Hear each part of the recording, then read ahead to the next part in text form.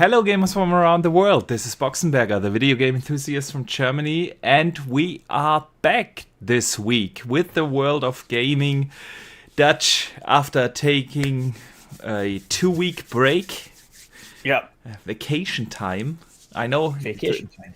the rest of the world is probably laughing that we have such late vacations, but that's how it is. In the state I'm living in, we have our summer vacation till mid of September, actually. Yeah. So, yeah, we've been away for 2 weeks. We missed a couple of news bits, but we are back during a great week to have return to podcasting. Lots to talk about. Of course, the big topic will be the PS5 Pro, but there's some other cool stuff we're gonna talk about today. But first, Dutch, let me welcome our awesome community. The chat is already filling up. Great to see you guys here. Of course, a shout out to the people coming in your chat. And man, how are you doing? Yeah, I'm doing good. Yeah, it was a welcome break. It's been a busy week. A busy week off for me. Obviously, you went the first week, and I was off the second week. Yeah, it's been a busy one. But needed. It was a good break away from everything and in Definitely. general. Yeah. And I've squeezed a little bit of gaming in on the first week when you were off, and then squeezed a little bit of gaming in on the second week when I got back. So sweet. Yeah, man, I'm telling you, you need to buy a handheld. I was sitting there, in Italy, booting up. It would have been, it would have been helpful, especially because it was I had a train ride for about 4 hours and then a ferry ride for about 3.5 hours. So it would have helped. Instead, I just downloaded a load of films on my tablet phone and watched them. Yeah. See, we need to get you a handheld, man. We need to get you a handheld. Well, we'll see what the future holds, because obviously there's going to be some more handhelds released. Oh yeah, indeed. Coming soon. Indeed. AMD has announced, their successor to their Extreme chip. That is powering handhelds like the ROG Ally and the Lenovo Legion Go, and it's apparently significantly more energy efficient, and then the handheld battery is supposed to last at least 3 hours, which would be pardon me.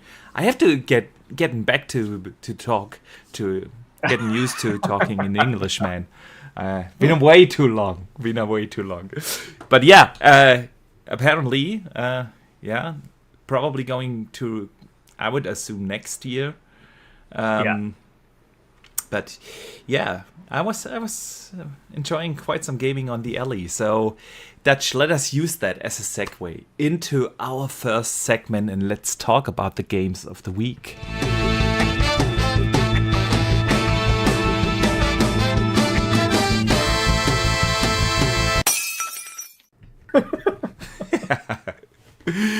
All right. So, as always, we want to know from everyone in the chat, what have you guys been playing?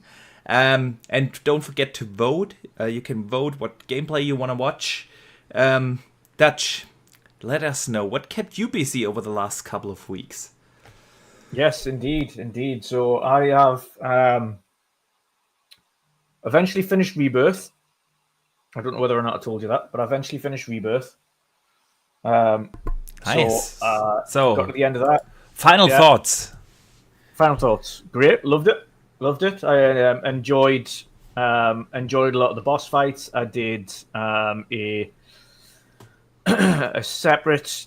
You weren't required to do this boss fight, but I did it anyway as part of a side quest, and that was quite fun. That was difficult. It was just against all of the summons.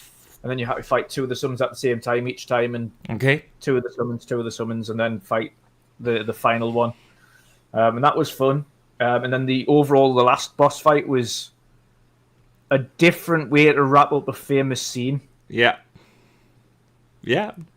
Definitely. And without spoiling it, that's the only way I can put it. It was a different way to wrap up a famous scene, and it made me think, oh, did they change it then? Are they still there?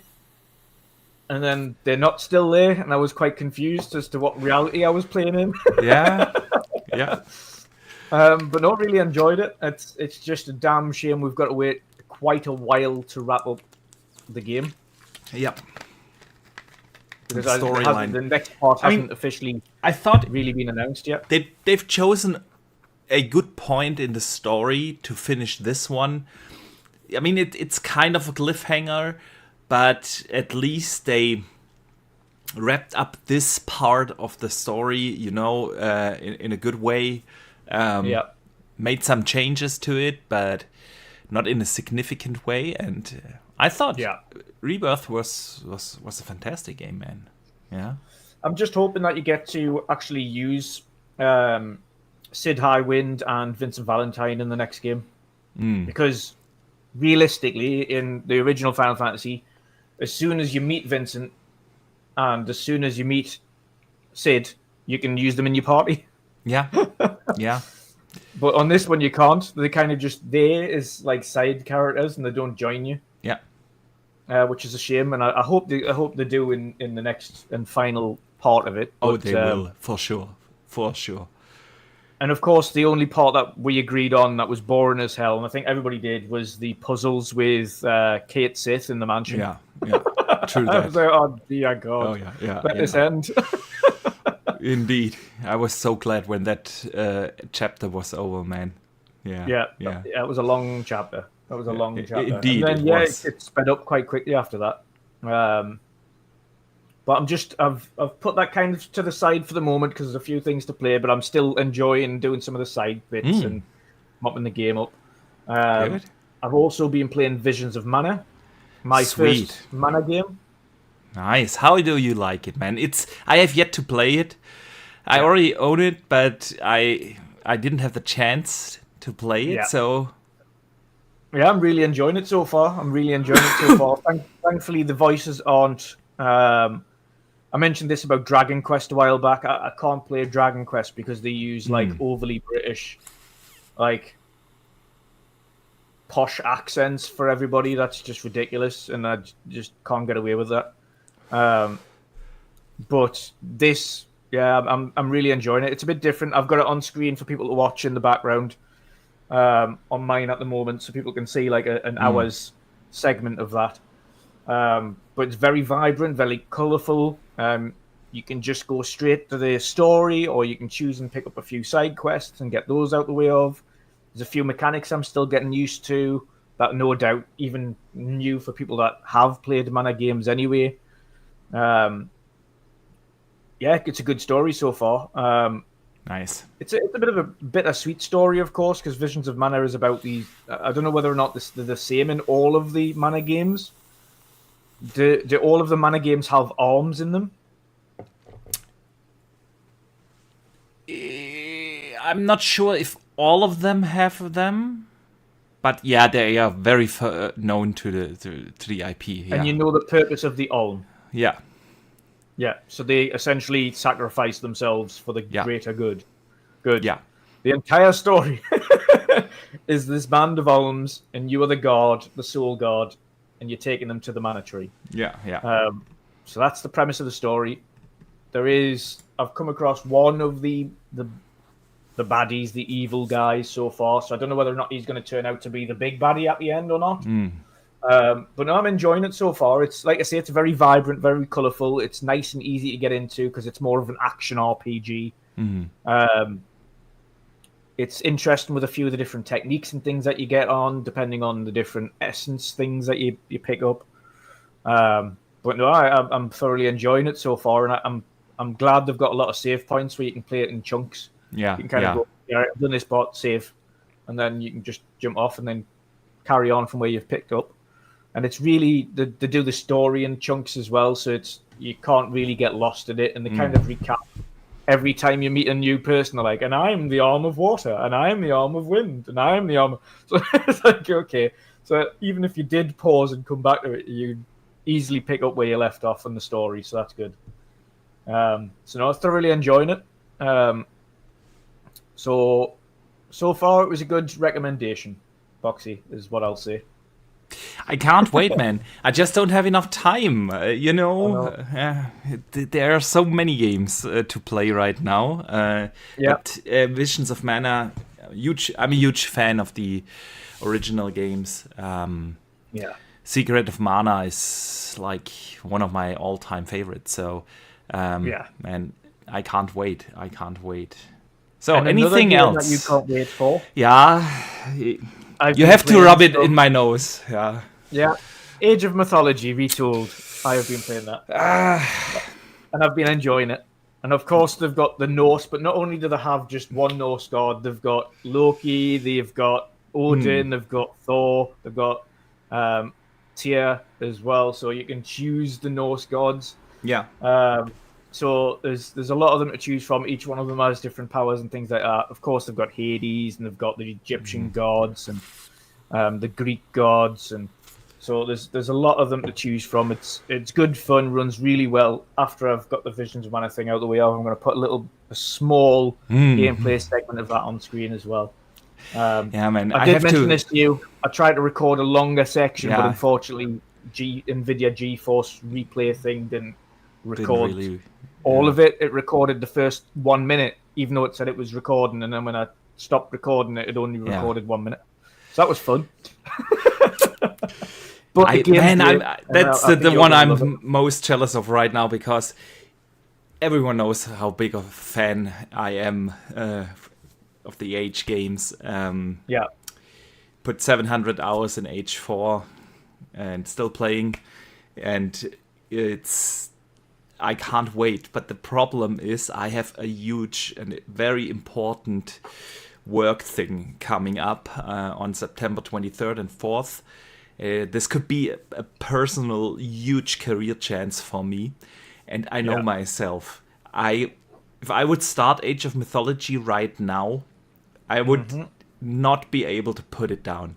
And I would stay up every night until 2, 3 a.m. and I would screw up that work thing. And it's something I've been working towards for a very long time, and it's a huge personal chance in my career, and I have to prepare a lot of things for that. And so I've decided to hold off on Age of Mythology until September 25th, and that's where I'm going to start.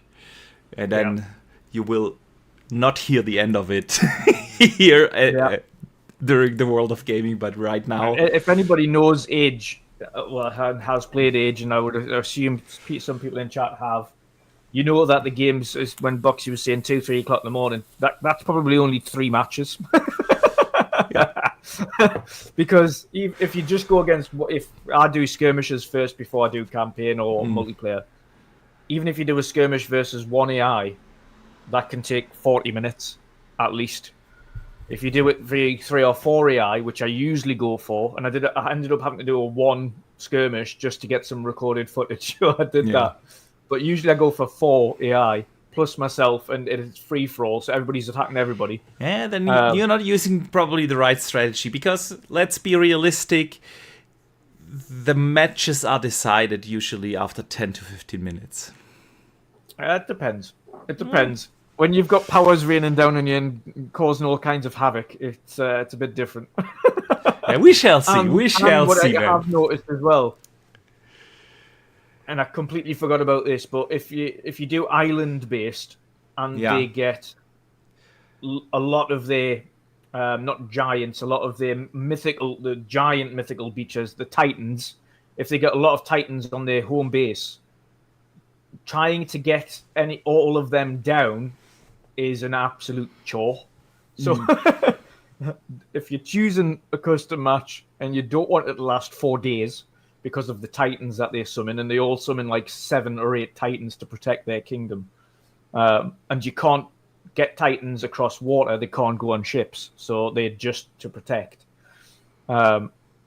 then it's going to take a long time. So do landlocked games. That speeds up the process so much quicker, because then you can just send your Titans to go fight Titans. Sweet.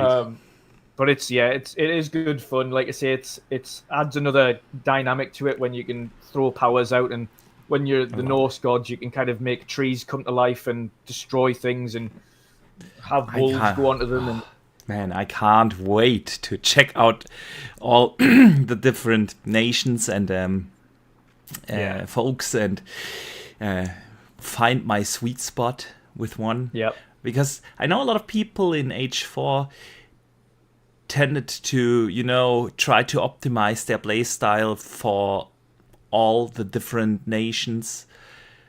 However, I was like two-nation guy. It was the English and the Holy Roman Empire, and I optimized those with my playstyle. So I can't wait to do that in Age of Mythology as well. So yeah, that's before I talk about what I've been playing. Let me shout out the first super chats. The first is a channel member chat from Sith Lord for being a channel member for 25 months, man. Thank you so much for the continued awesome support. He says, welcome back. Thank you. Glad to be back. $700 for the Pro is nuts and not worth it, in his opinion. We'll get to that in a bit. We get to that in a bit, man. And Draw TJ follows up with a $5 super chat and says, "Hey guys, the PS5 Pro is $750 with tax and $900 with a stand and disk drive." Yeah, listen, man. It's €800, which is roundabout $900 without the disk drive and the stand. So. But we'll get to that. We will get to that definitely. Let me briefly see what people have been voting in the chat for what gameplay to watch. And the clear winner today is Star Wars Outlaws. Sweet! Because that is mainly the game I've been playing. Yes. I started... On your handheld. On my handheld, yeah. Man, and it is fantastic. So, why doesn't it run the gameplay? God damn it. Sometimes OBS loves to screw with me. There we go. This one. We'll start here. So, yeah, I've been playing Star Wars Outlaws. I subscribed to Ubisoft Plus Premium for the first time, just to not buy the €100, edition. And for €17 a month, you actually can play the super premium, ultra super duper deluxe version of Star Wars Outlaws day one, and you get cross saves. You can play in between Xbox, console, and PC, and with that, of course, the ROG Ally, and get cross-save there, and it is actually working quite well. Let me briefly talk on the game. I know it got mixed reviews, man, but I'm loving it. It is a fantastic Star Wars game. From what I've heard from everyone that's played it so far, they've enjoyed it. Yeah. So I think the reviews are mainly just the critics, because everybody that I've spoken to is enjoying the game. So yeah, continue. Absolutely, man. It is a great game. I really don't get. I've read some of the reviews, and I really don't get the criticism. Honestly, does it have a few bugs? Yeah, man. Every open world game has that. Yeah, but so far nothing game breaking. Yeah, you see a little pop in here and there, and sometimes you have the occasional, it's really nothing serious, collision error, but overall it runs very well. And I think also from a technical side of view, Ubisoft doesn't get enough credit, man. They offer so many options in their games. They launched the game, not just with the quality and performance mode. They have the 40 FPS quality mode, which, by the way, is the way to play. You get... I didn't really notice any visual difference in between the 30 FPS and 40 FPS mode. But 40 FPS on a 120 hertz screen just feels so smooth.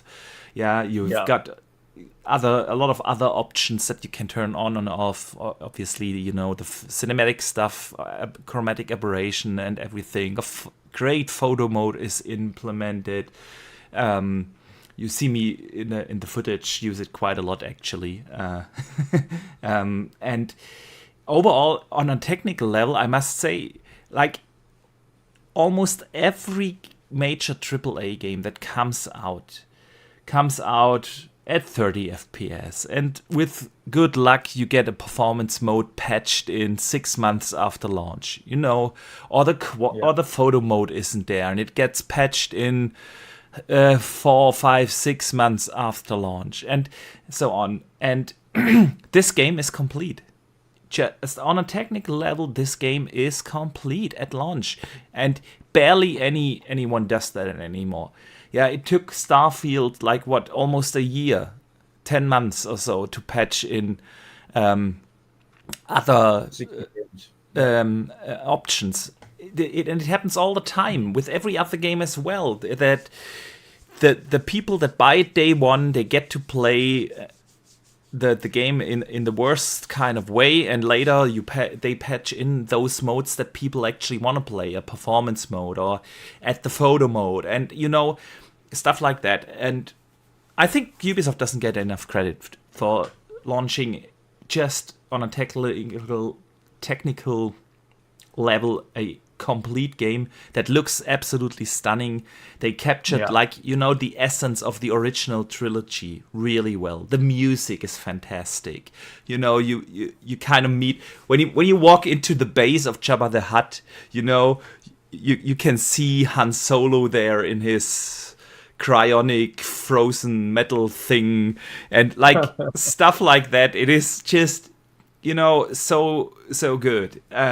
Story is okay. It's nothing super special, but it's a good story so far, and I'm having a blast, with the game so far. So yeah, but that's mainly what I have been playing. I continued a little bit with Dungeons of Hinterberg as well. Would say 2/3, 3/4 maybe.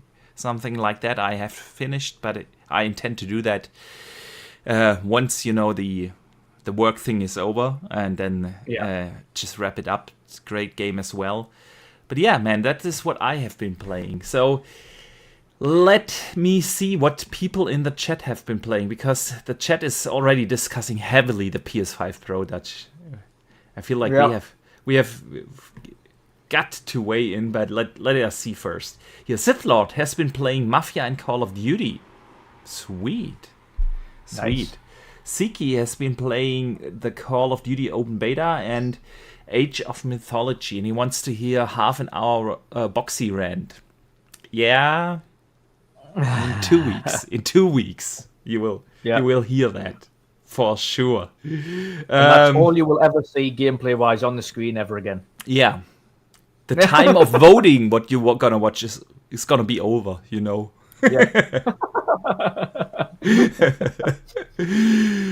Siki says that Age of Mythology Retold still feels a little dated compared to Age 4, by the way. Yeah. They are different games, though. Age 4 is entirely different in Mythology. Yeah. But it was always the case. They never felt the same. Yeah.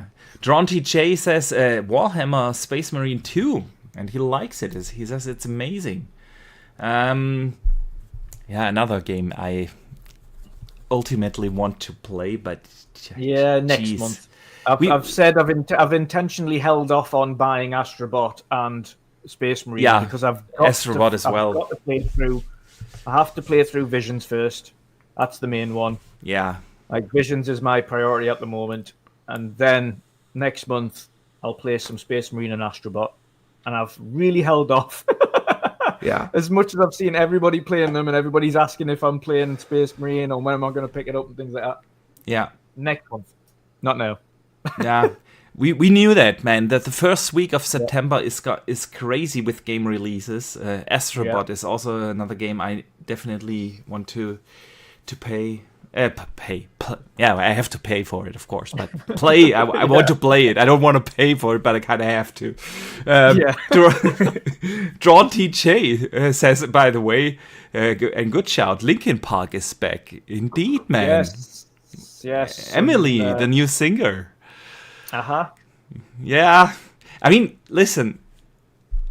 Her own song is fine. But her coverage of Chester songs were not. Yeah. They weren't good. And that's the thing. Nobody will be able to replace Chester. It's just, It was such an iconic singer that so absolutely was like having this harmony with the rest of the band. And it is just, nobody will be able to replace them. But I thought to myself, after listening to a couple of her cover songs, like, what should the rest of the band do? Should they just give up music entirely? Because nobody's going to be able. And for that, I do appreciate them taking the risk in choosing a female singer. Yeah. And the new song actually sounds fantastic, The new song's fine. But that my only thing about it is, I don't mind them as with a lead singer, Emily. She's a good singer for tracks that are made for her. Yeah. But I don't think the tracks that have been made for Chester sound good when she's singing them. I don't think she's got the flexibility to sing those tracks the way Chester did. But she does have the flexibility to sing the new track that is made for her. Sounds like it was made for her in her voice. Yeah. And I think any of their tracks going forward will sound fine. They'll sound great. But I just don't, especially when she was covering Numb, I was like, oh, no. It just doesn't sound good. Yeah. I mean, you kind of have to get used to it. But yeah. I do actually like that they taking the risk and choosing, nobody's going to replace Chester, so we're doing something different. And she is doing a really good job. And let's be real, you need some balls to step into the footsteps of Chester. Yeah, yeah. And you could tell, I've seen a couple of videos from the first gigs that they did, and you kind of can tell that she's kind of needs to get used to being on the stage and representing, being the face of Linkin Park, So I'm willing to give her a chance, man. Yeah.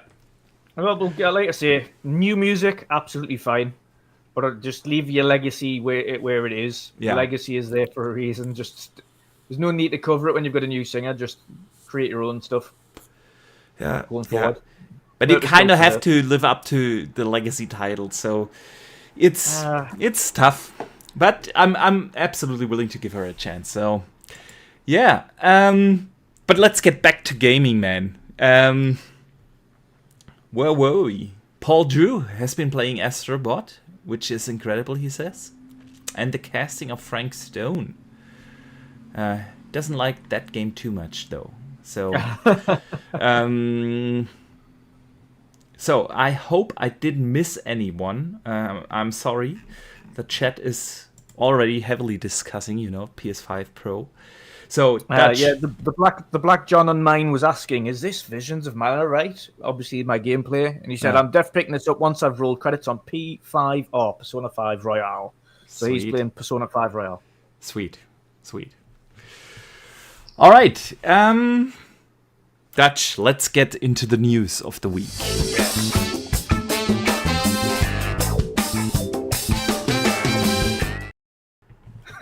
All right. So, Dutch, do we directly want to start with the PS5 Pro, or should we just... Let's put the chat out of their misery, yeah? Let's start with the PS5 Pro. So, long rumored, lots of leaks. It was an open secret. A couple of weeks ago, before we went on vacation, we actually discussed whether it's still going to come out this year, because there have been rumors out. It's been revealed in a 9-minute stream, which actually was only 7 minutes or so, about the PS5 Pro, because the first 2 minutes were like, okay, what can the PS5, the base PS5 do? So it was actually more like a 7-minute stream. Probably the shortest console reveal ever. Because usually, and especially with such a console, you know, like a Pro model, which is for the enthusiasts. It's not, the target audience is not the mass market. It's like your enthusiast fans, you know, and for them to do just such a quick and dirty reveal. Okay. But nevertheless, they talked about the PS5 Pro. They've shown it. It basically looks like a PS5. Just with the 3 black stripes. They talked about it having the big 3, you know, which is the larger GPU. They promised 67% more compute units, and 28% faster memory, which should sum up for overall a 45% faster rendering for gameplay. You know, this was one of the big 5s, the bigger GPU, big 3. Then they talked about advanced ray tracing. It has about 2 to 3 times the amount of capability rays traced. And then the third thing was their AI upscaling, PSSR, PlayStation Super Sample Resolution.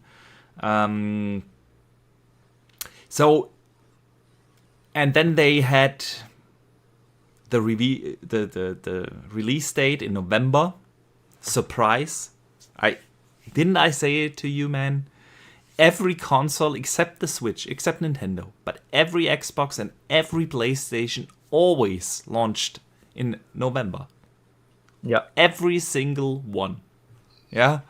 So not really surprising. The price tag was surprising. But let's put that in a separate discussion in a second.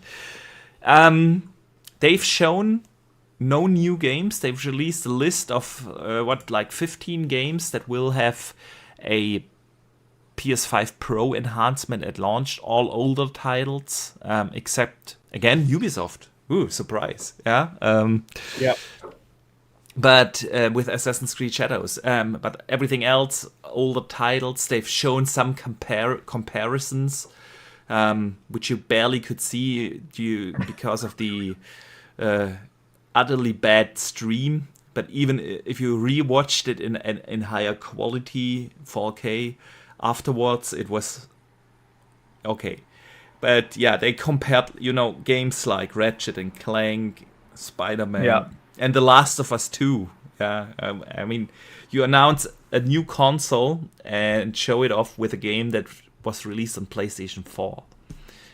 Anyways, you can already hear a little bit that I'm skeptical, and I have so many things to say about this, and I don't even know where to begin. So, Judge, let us hear your thoughts first on the way how they presented it, the way it showed, and let me hear your thoughts on the promised,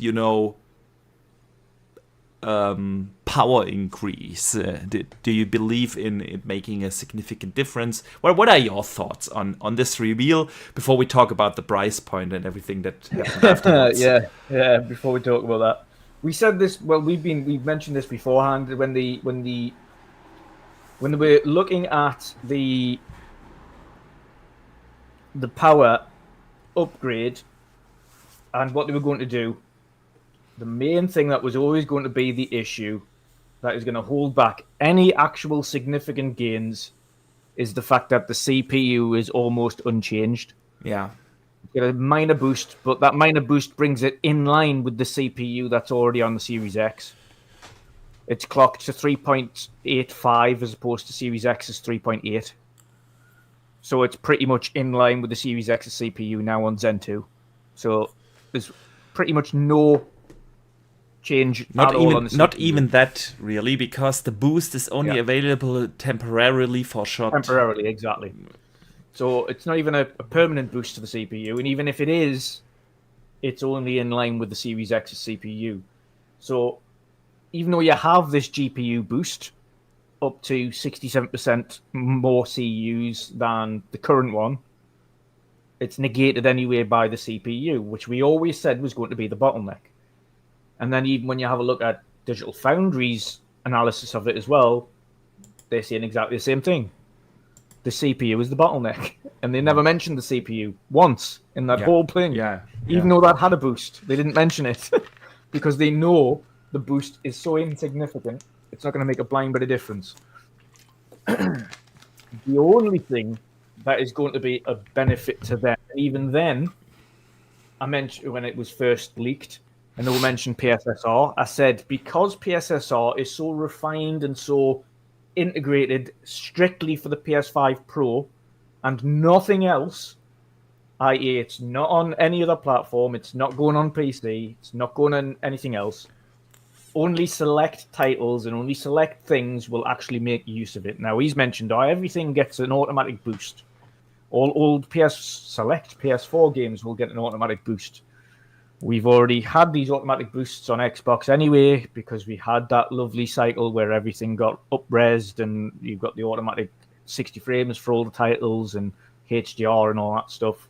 So we've experienced that kind of boost thing for all the titles in the past. So it's nice to see that some titles will get that for PlayStation 5 that were on PlayStation 4. However, PSSR is literally the only real benefit of this upgrade. And that is, to me, not worth investing in. Yeah. I have a PlayStation 5. It runs fine. The games run fine. They keep mentioning when they said, Final Fantasy was a blurry mess. Yeah, performance mode was terrible in terms of its visual quality. They kind of improved it a little bit when they patched it. I played it in fidelity. It was fine. Like, it was sharp. Yes, it was 30 frames. I don't care. Personally, for me, I've mentioned this before, I don't care about 30 frames on a single-player game. For me, I only care about frames when it comes to shooters, Call of Duty, fighting games, like anything that requires online and is competitive. For instance, Age, you need to have quick responses. You need to be able to do things quickly. Ideally, you want really quick and good frame rates on. You couldn't play Age at 30 when every other civilization's going 100 miles an hour and doing things and clicking all over the screen and a million things are happening. You couldn't have a 30 frames game of Age. It would be you would lose horrifically. So anything that is competitive and requires quick response, I need frame rate. Anything that is single player, campaigny, don't have to worry about anything like that. I'll just stick with fidelity. I don't care. So having a boost to that side, to me, I don't give a shit. And as you've mentioned, the only games have really highlighted that have had a good boost that they can highlight are old games. Games that are cross-gen or games that have been out a couple of years. Not new games. They didn't show off Black Myth Wukong, which has struggled on the PlayStation. They didn't show off any of the new releases from this year. Some of the Unreal 5 titles would have been nice, right? Yeah.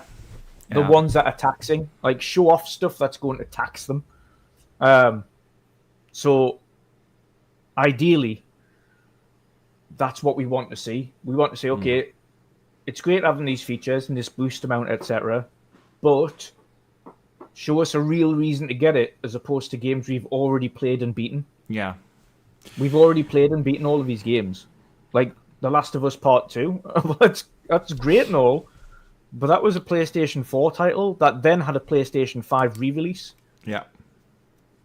So that's not really... Like, everyone's already played that for the vast majority. And I know some people like to go back and play games they've already beaten, but I'm not one of them. I'm really not. When a game's done, the game's done. I know you like The Witcher every now and again, but for me, when a game is done and it's wrapped up, I rarely ever go back to it. I'm like, that was great. That was one of my favorite games ever. And I'm going to remember it that way. I'm not especially when I've finished the story and I know what's coming. I mean, I like to be surprised by the campaigns and the stories and things. Yeah, I mean, I'm So different I'll in not that go way back to it. because I do like a couple of games that I just can go back to and enjoy because I already know them. But yeah, I do get that point, and it is a valid point, man. Let me briefly shout out Face23BKNY. He Yes. sends in a super generous $20 super chat and says, the PS5 Pro is trash and nobody is gonna buy it, and it's weaker than the Series X, correct? And you guys are going to downplay it without seeing games running on it, analysis by Digital Foundry coming. So, I mean, the thing is, obviously, we can only talk about the things that have been shown to us. Yep. And of course, it definitely remains to be seen how the PS5 Pro performs once it's out in the wild, and we get some actual footage and some actual comparisons in.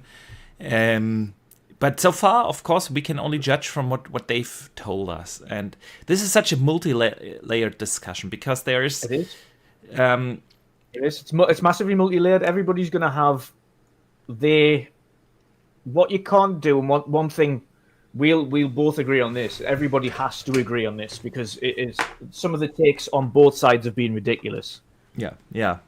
What somebody spends their money on is entirely up to them. Don't pocket watch what everybody else is buying. Don't make fun of someone if they choose to buy a PS5 Pro. Absolutely. I will absolutely, however, when we get onto the pricing section, I will absolutely call out when something is ridiculous, especially when it's in our currency. But I'm not saying what everybody else has to do with their money. If you choose to go and buy one, you go and buy one. That's your choice. Man, something happened to your audio. Your volume is super low suddenly. Weird. Is it okay? Yeah, a little better. Yeah. Sweet. So I would never ever choose to tell anybody what they have to do with their own cash. For me and what I like, I have a PS5, I've got a Series S and X, and I've got a PC, I've got Switch. I have everything I need to do to run games. If I want to run games in super high frame rates, I'll play that on my PC. And I've already had a little go at Xbox already. Like couple of weeks back, you've seen me calling out Xbox for exactly the same thing. They're not giving me a reason to invest in the next Xbox.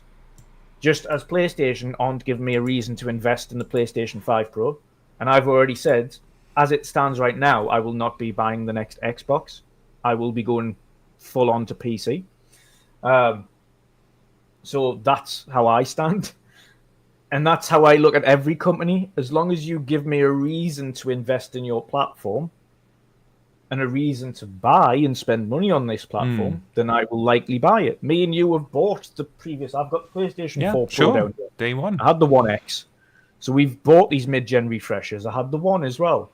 So we bought these mid-gen refreshers. But the difference is with those previous mid-gen refreshers is we went from 1080p 30 and with some 1080 60 games to 4K 30, 4K 60 and performance modes. The jump here isn't that significant anymore, and that's the hang up that I've got. The jump isn't big enough for me to want to part with my money. Let me jump in here because this is really what bothered me besides the price, of course. So see, the thing is, I really like the idea of mid-gen refreshes, and I'm still glad Sony is doing one because let's just face it, the typical 7-8 year console cycle is just way too long to expect this hardware to be anywhere near state of the art. And I feel like this optional, it's an option. They are not starting a new gen, but having a mid-gen refresh is is an option for those who want to be closer to what's state of the art. Yeah, let's face it. If you want to be really state of the art, you gotta put down like 3,000, 4,000 euros and build a proper PC, and then you're state of the art. But in that price range where we are with consoles, after a couple of years, your hardware still just isn't up to the tasks. And you can tell we are 4 years into this gen, and look at some of the latest games that released, especially the Unreal 5 games. These consoles are not really up for the task.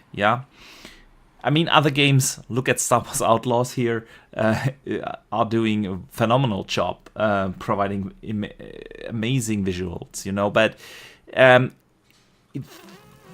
that's why I do like the idea. Now, when we look back at the PS4 Pro or Series X, they provided, or you say, well, the PS5 Pro will provide 45% of rendering capabilities, an enhancement of 45%. We compare that from PS4 to PS4 Pro. That was a 125% jump. Yep. And they are not doing anything towards the CPU or the RAM. That would have made an actual, significant boost, because look at most games that struggle with performance are CPU limited. Not all, but most, So CPU limitations is still in place. You still have the memory issue. With 16 gigs of RAM just isn't anywhere near of being state of the art, and they could have gone 24. They could have gone 32. Something like that. Now, so since we didn't really get a proper comparison, we got these little snippets. I'm always I like to judge once we have the games in our hands. Absolutely, but we have to talk about something here, and just from a pure perspective, PS4 to PS4 Pro jump was about 125% more rendering, faster rendering, roundabout. And I know that it doesn't really equal out, and it's not a fair comparison because other things go into place. There's memory response times, bus bit rates, and tons of stuff that have to come together to really give you a full picture. And since they didn't really give any specifics, they didn't even talk about, okay, we have now this or that many CUs, or we've adjusted the clock speed to this and that, or anything. Nothing's just generic numbers. 67% more compute units, 28% faster memory. What is faster? Is it the SSD? Is it the RAM? Is it the bus bandwidth? What is it? What are they talking about? We don't know. The PS5 Pro has, this was the quote, 45% faster rendering capability for gameplay.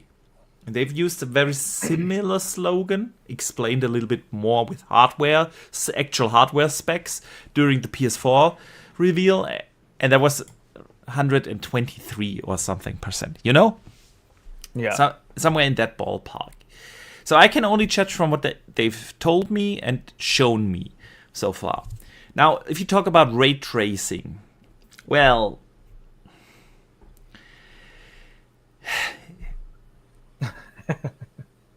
on the PlayStation 5, base PlayStation 5, I've always said, the PS5 and the Xbox Series X are super similar. The on paper spec improval from PlayStation 5 to Xbox Series X, we barely notice that. And that's, by the way, would also be a fair comparison, because on paper, Xbox Series X should be 25 to 30% faster. So in the ballpark of the enhancement from base PS5 to PS5 Pro. But do we really see a significant difference? If we are honest, in one game we have a pixel more here and a frame more there, but overall they are more or less the same. But when it comes to ray tracing, that's the real only difference. If you look at games that have implemented ray tracing very, very well, games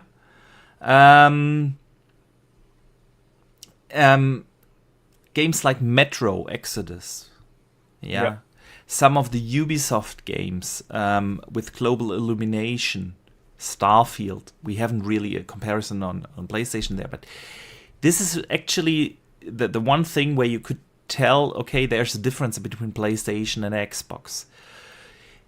But getting double the rays is really not a number that explains on how much better ray tracing will actually look, because they've bragged with, okay, we have in-gameplay ray tracing now with Gran Turismo.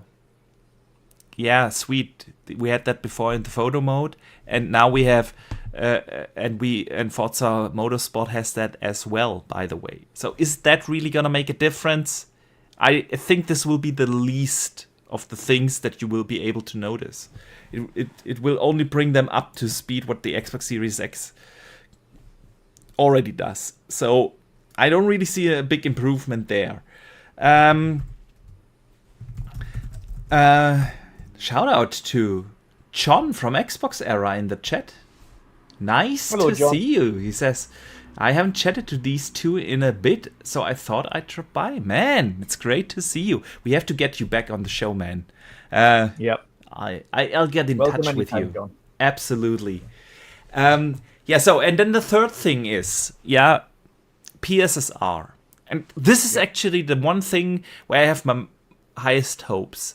We really don't know how well it will do. Will it be something like FSR, which is okay, it does its job, but you can also tell, especially when you have a very low base resolution, a lot of artifacts. Intel XeSS is already a little better, honestly, in games that provide me the option. I tend to use that, for instance, on my ROG Ally, because I can't use DLSS there. But King is obviously DLSS. And so what do people use it for?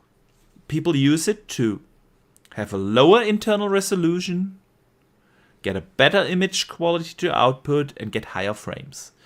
And this is the one thing, if that turns out to be a quality AI upscaler, this is the one thing where I see, okay, this could actually make a difference. But then the other thing comes into part that you just mentioned and touched upon, is it is a proprietary upscaler that can only be used on the PS5 Pro, not even the base PS5. So it remains to be seen how much effort is it going to take developers to implement it. I have heard one good thing actually about it. Developers don't need a different SDK. They can implement PSSR on their regular development kits, which is always good to hear, because I know this is a pain in the ass for developers if you have to use a different SDK to do that. And so on that regard, it should make it easier for them to implement, but still, we don't know really first how well does it perform. Yeah, will we see similar artifacts like with FSR2 and 3? Will it be intelligent enough to use things that Intel's XeSS and DLSS do really well with frame gen? Is it doing something like that? Is it how the question will be how many developers will actually use it. If you look at that list of games that will provide a day one, PS5 Pro enhancement, outside of Assassin's Creed Shadows, and again, shout out for Ubisoft putting in the work when no other developer does, because I really feel Ubisoft should get credit to that. I've talked about this earlier in the show. But other than that, and we don't even know if they are going to use PSSR or what this PS5 Pro enhancement will mean. Other than that, how many third-party developers will actually put in extra work to implement PSSR for a relatively small install base? Yeah, it's only on the PS5 Pro. The install base of that system, even if it will sell similar to the PS4 Pro, it will be only like 10%. Plus minus, in that ballpark of 10% of the overall install base of the PS5. So a super small customer base. You won't be able to use it on PC. You won't be able to use it on, of course, Xbox or the Switch for that matter. That will be FSR. That will be DLSS, and on PC also Intel XeSS. So how many developers are actually going to use it? Now, you can already tell. So I'm not like, this is a super dog shit thing. There are possibilities that this could actually make a little difference. But do I honestly expect the vast majority of games to have a very significant difference, similar to what we had with last gen mid-grain? I remember booting up the Series the One X for the first time with Assassin's Creed Origins. There was just, of course, resolution boost. Going from 1080p to 4K. Boof, mind-blowing. First time ever proper HDR implementation. Mind-blowing. Yeah. You've seen other things, really noticeable improvements. Will we see that? Probably for most games not. I don't expect it. I hope to be proven wrong. But I really can't see a world where a system that is already bottlenecked by CPU getting a little bit of better GPU that brings it more or less in the ballpark of the Series X. Maybe a little better, but in that ballpark. Having a little bit more ray tracing's probably not gonna be really a game changer. And PSSR, yes, that's the one thing that could make an actual difference, but I do not expect it to be implemented by many developers. And I don't expect, if I'm honest, the first shot of every upscaler, whether it was DLSS 1, FSR 1, or Intel's XeSS 0.5, they were all bad. All of them. And PSSR is the first shot. It's the right thing to do in general to go into AI upscaling. I'm a big supporter of things like DLSS. Yes. But the first iteration usually isn't really doing it. So, I really don't see it happening that it is going to be a major game changer. We will see in the Digital Foundry analysis. Probably it's going to be able to keep more stable frame rates. And we will see in a distant tree 2 leaves being rendered at a little higher resolution than on Series X or base PS5. But for me, I've not been sold, not by what they've shown so far. And I went back and watched their comparisons again at 4K, 60 FPS, best quality possible that they provided on YouTube. And it really didn't do much. I also noticed that the console that they now sell basically on frame rates, right? This was the tagline of Mark Cerny.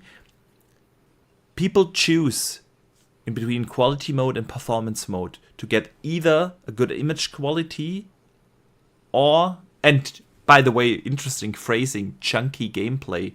Yeah. Yeah. Or they apparently 3/4 of the players choose performance mode, yeah, to get better frames, and they want to combine that. This was the exact same promise that they gave us when they launched this gen. By both of them, by the way. Yeah, I'm not excluding Microsoft here, because Xbox promised us the exact same thing. And now we are sitting here with almost every game either directly being at 30, or if you have the option to play in a performance mode, blurry as fuck, and you kind of have to play at 30 because otherwise the image quality drops. So this is what they are promising now again. The exact same thing that they promised us 4 years ago. 4 years ago, exact same promise. They promise us that again, and then they show off Hogwarts Legacy running at 30. Yep. So I'm not sure. I'm not convinced. And now you have to factor in, and we haven't talked about this yet, Dutch, the price point. Yeah. $700, 800 euros, and it is also 800 pounds, right? £700, but 700 pounds, yeah. But conversion, yeah. Conversion wise to dollars, it's $913. Yeah, and it is 890 US dollars here in Germany. So very similar price point in the UK and mainland Europe. And by the way, the rest of the world, and the only market where it's cheaper, I'm not saying it's cheap, I'm saying it's cheaper, is the US. And then they have the audacity. And I think this was really the tip of the iceberg for me. You know, like, seriously, you are charging for a stand separately. The disk drive, if it would have been a 500 euro console, okay, charge us extra for the disk drive. I am not using it anyway. Most people are not using it anyway. I've said this before. For me, it is okay to remove the disk drive in order to save money and put that money into better hardware, actual hardware. That is okay. But if you already have such a premium product, and it is a premium product, not just because of the price point, but because this mid-gen refresh is targeted towards, you know, the enthusiasts, the gaming enthusiasts, the fans of the brand, and you basically remove content from the base model with the disk drive. So to get the complete package, we are talking here round about 920 euros, which is round about a little bit more than 1,100 US dollars. That is what the full package is here in Germany.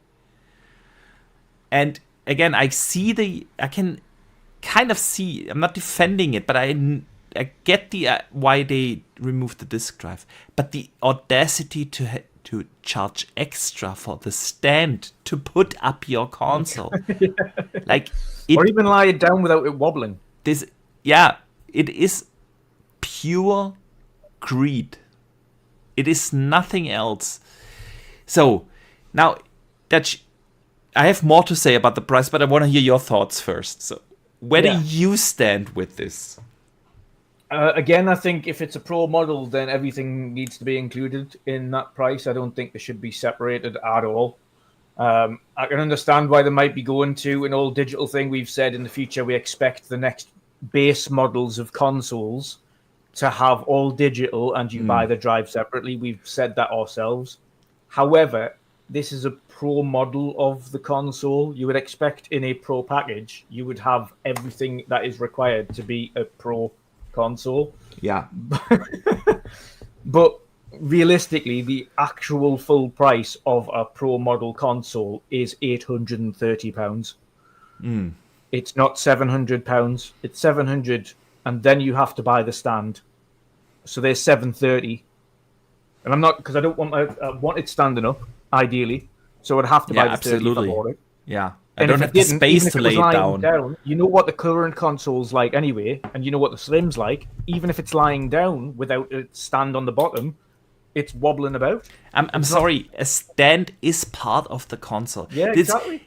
If you buy a console, two things have to be included.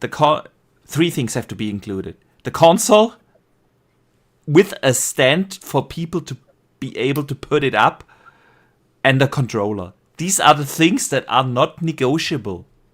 Yeah. I'm sorry. I didn't even get to that. Isn't even a controller included. There isn't even a controller included. Like, I think there is a controller included on the picture. There has to be. There is a controller included on the advertising images. They always showed it with the controller. I hope it is. But that's the next. I would put it out of the realm of the possibility. That as well, because the controller prices also went up by $5. Yeah, right. £5. Yeah. Which is now 75 instead of 70, which is ridiculous as well, by the way. But you know what? The one thing that this alludes to me going forward is this isn't looking great for next gen consoles in terms of pricing. I agree.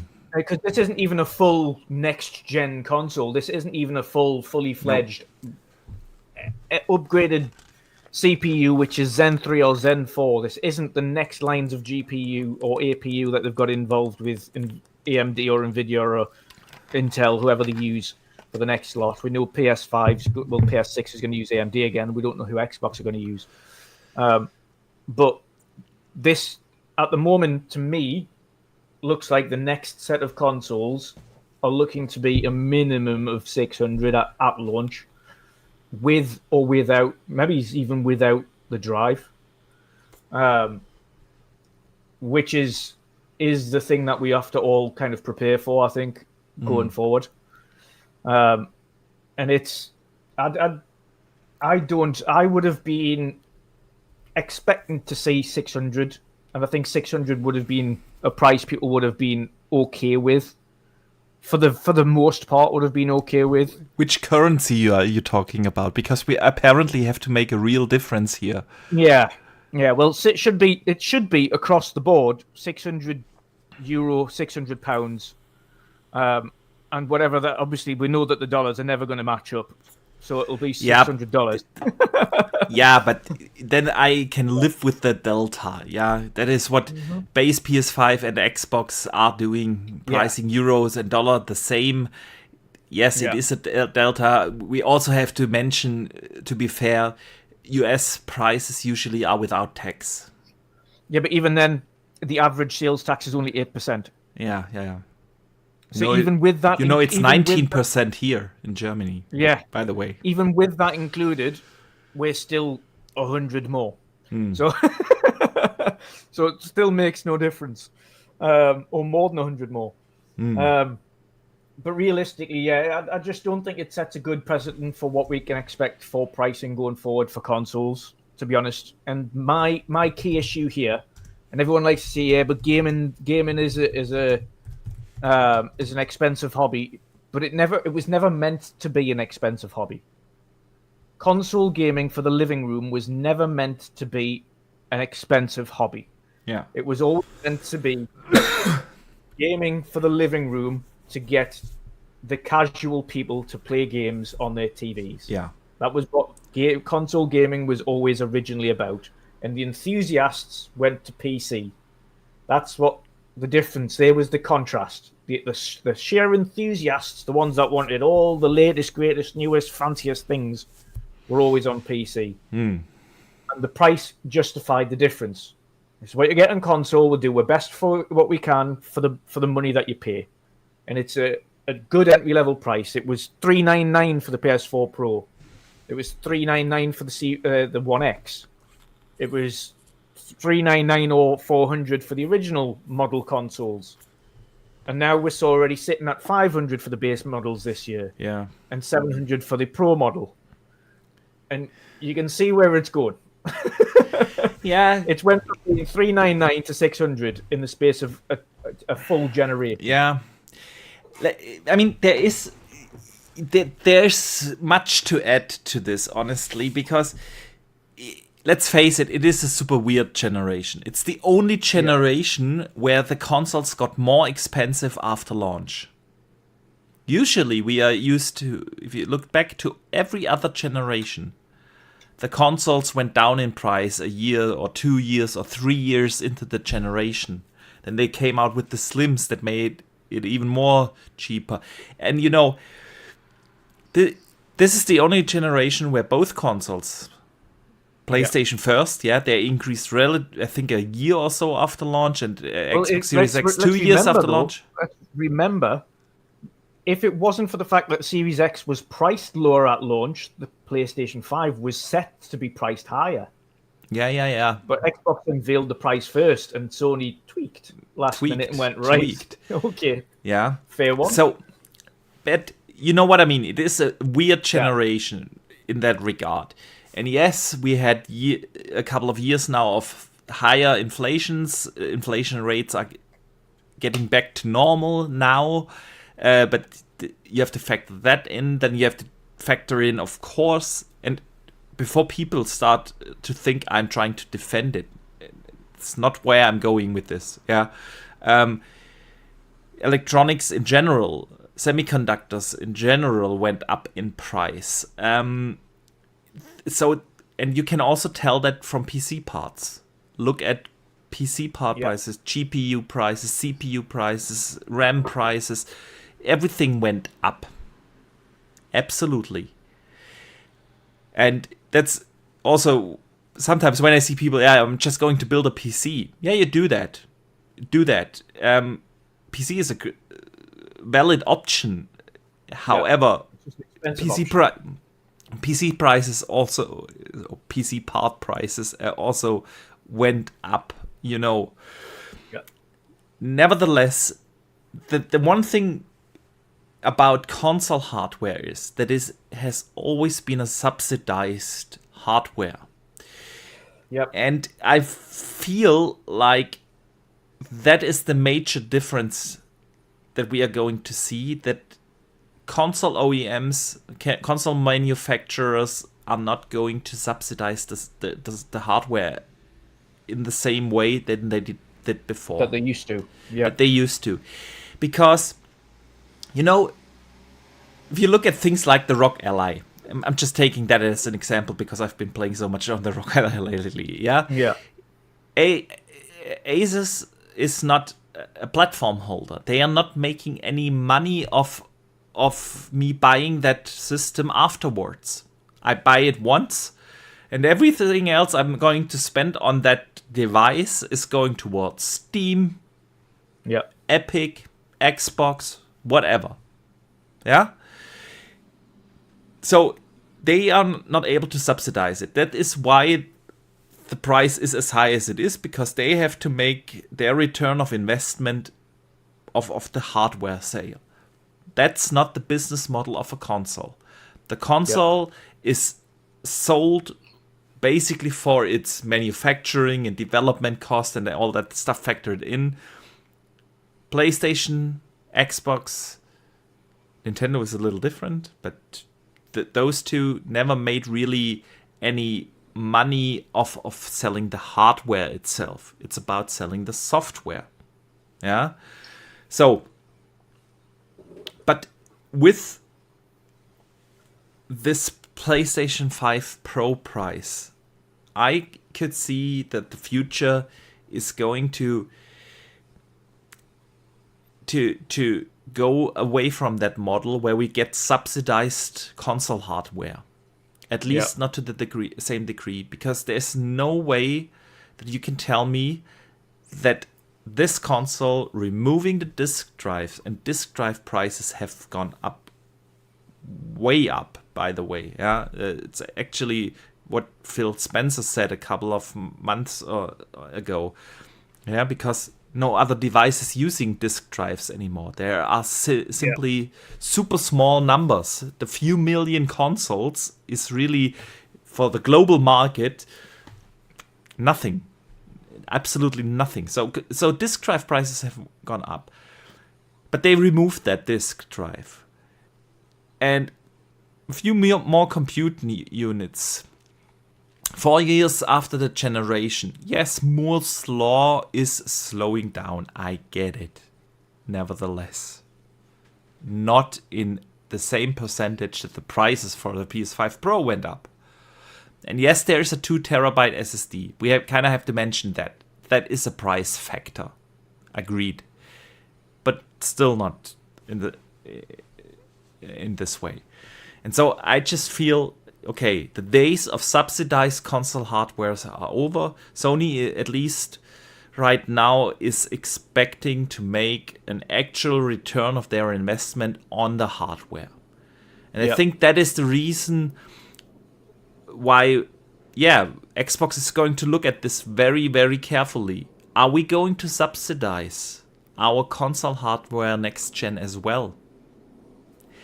And seeing that Microsoft really, really need to make some, or the Xbox division or Microsoft Gaming division or whatever you call it, is really, really going to have to make sure to make also a higher return of investment, because the mother company just spent $80 billion. I think not only we see that, but this is also partly the reason I think the subsidized section of it is why we haven't seen console prices drop this gen. Absolutely. Yeah, absolutely. And in fact, you've seen increases in some areas. You've seen increases in price, specifically Asia and European territories. You've seen an increase in price on consoles and a decrease. Yeah, definitely. So, looking at that, okay, $700. But then the real, or not the real, but another issue comes in. Why is the rest of the world paying $200 more for it? Yeah. And we've discussed the new strategy of Xbox, so many times on this show.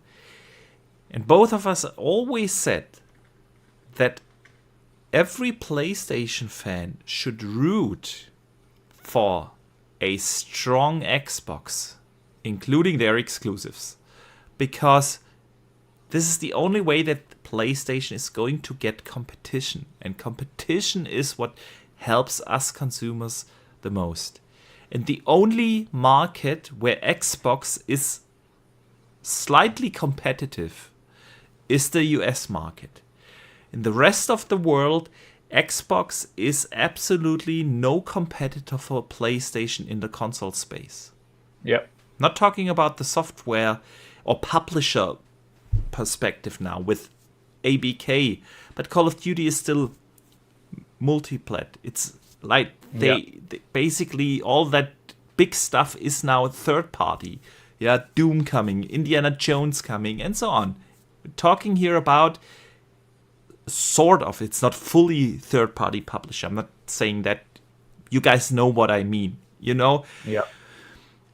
And so Xbox as a division is fine, but the console space, they are not competitive. We've talked about PlayStation being outsold here in Germany 10-1. Xbox being outsold by PlayStation 10-1. Yeah. They are no competitor whatsoever, and that is exactly what happens. They have a quasi-monopoly. You know what I mean? And they can do whatever they want. They can charge at a higher price here because people will still buy it because they either don't even know that an Xbox exists, or because they don't know anyone who has an Xbox, don't know what it offers, don't know, PlayStation is by far the market leader in the console space. Yes, there is Nintendo as well, by the way, but again, Nintendo is somehow in their own world. You know what I mean? Yeah. And this is the only explanation I can come up with. Why is the PlayStation 5 Pro roundabout $200 more expensive in every other country? It's in the UK, it's mainland Europe, It's in Asia, Australia. Insane. What was it? 1,200, 1,100, 1,200 Australian dollars. Australian dollars, yeah. Or, yeah, it is crazy to me. What do you think? Where's this major price gap coming from? I don't know. I'd love to know why the difference is so vast. And I really don't understand it. This is what I've been trying to, because a lot of the Americans are like, well, it's only $700. I'm like, but it's not though, because for us in UK or Europe, it's closer to $900. It's a significant different price. Yeah, and then they talk about the average wages or minimum wage. I'm like, yeah, but the people on minimum wage aren't buying a PS5 Pro. If you haven't looked at the average salary, the average salary in Europe is smaller than the average salary in America. Not really. So, it's just because the Americans don't pay that much taxes. Many taxes. You know what I mean? Yeah. The actual income is it's comparable, and that's why. By the way, for as long as we can think of, prices have been more or less the same. The Xbox Series X, the base PS5, launched at €500 and $500. Yeah. Yeah, $500 plus tax equals more or less the conversion rate that you have in between euros and the US dollar. Bam, same price, and now we're talking round about a $200 price difference. Yeah, I couldn't tell you what it is. To be fair, I just don't like the when people are saying, "Oh, well, it's only this price." I'm like, well, it isn't though. It isn't, because it's not just now it's 500 here, 500 there, but it's not though. It's $700 or £700. They're in vastly different things. Yeah. £700 are $900 If an American sent me $700, even if they sent me $750, I would still be short by almost £150 from buying a PlayStation 5 Pro. So it would make no difference. Like, it isn't the same conversion. You would have to send me $900 if you wanted a PlayStation 5 Pro from the UK. Yeah, that's like scalper territory. Yeah, definitely scalper territory. Absolutely. Let me briefly shout out Chex82. He sends in a $5 super chat. Thank you, man. He says, it seems like both companies are going in different directions, having to adjust. They both are competing differently and making good and bad decisions. Yeah, absolutely. Xbox is trying to compete in a different way now. In the publisher space. In the space of selling software. Absolutely. While Sony is definitely trying to continue the more or less classic console model. Yeah, they've also made differences. They bring a lot of their games now to PC as well.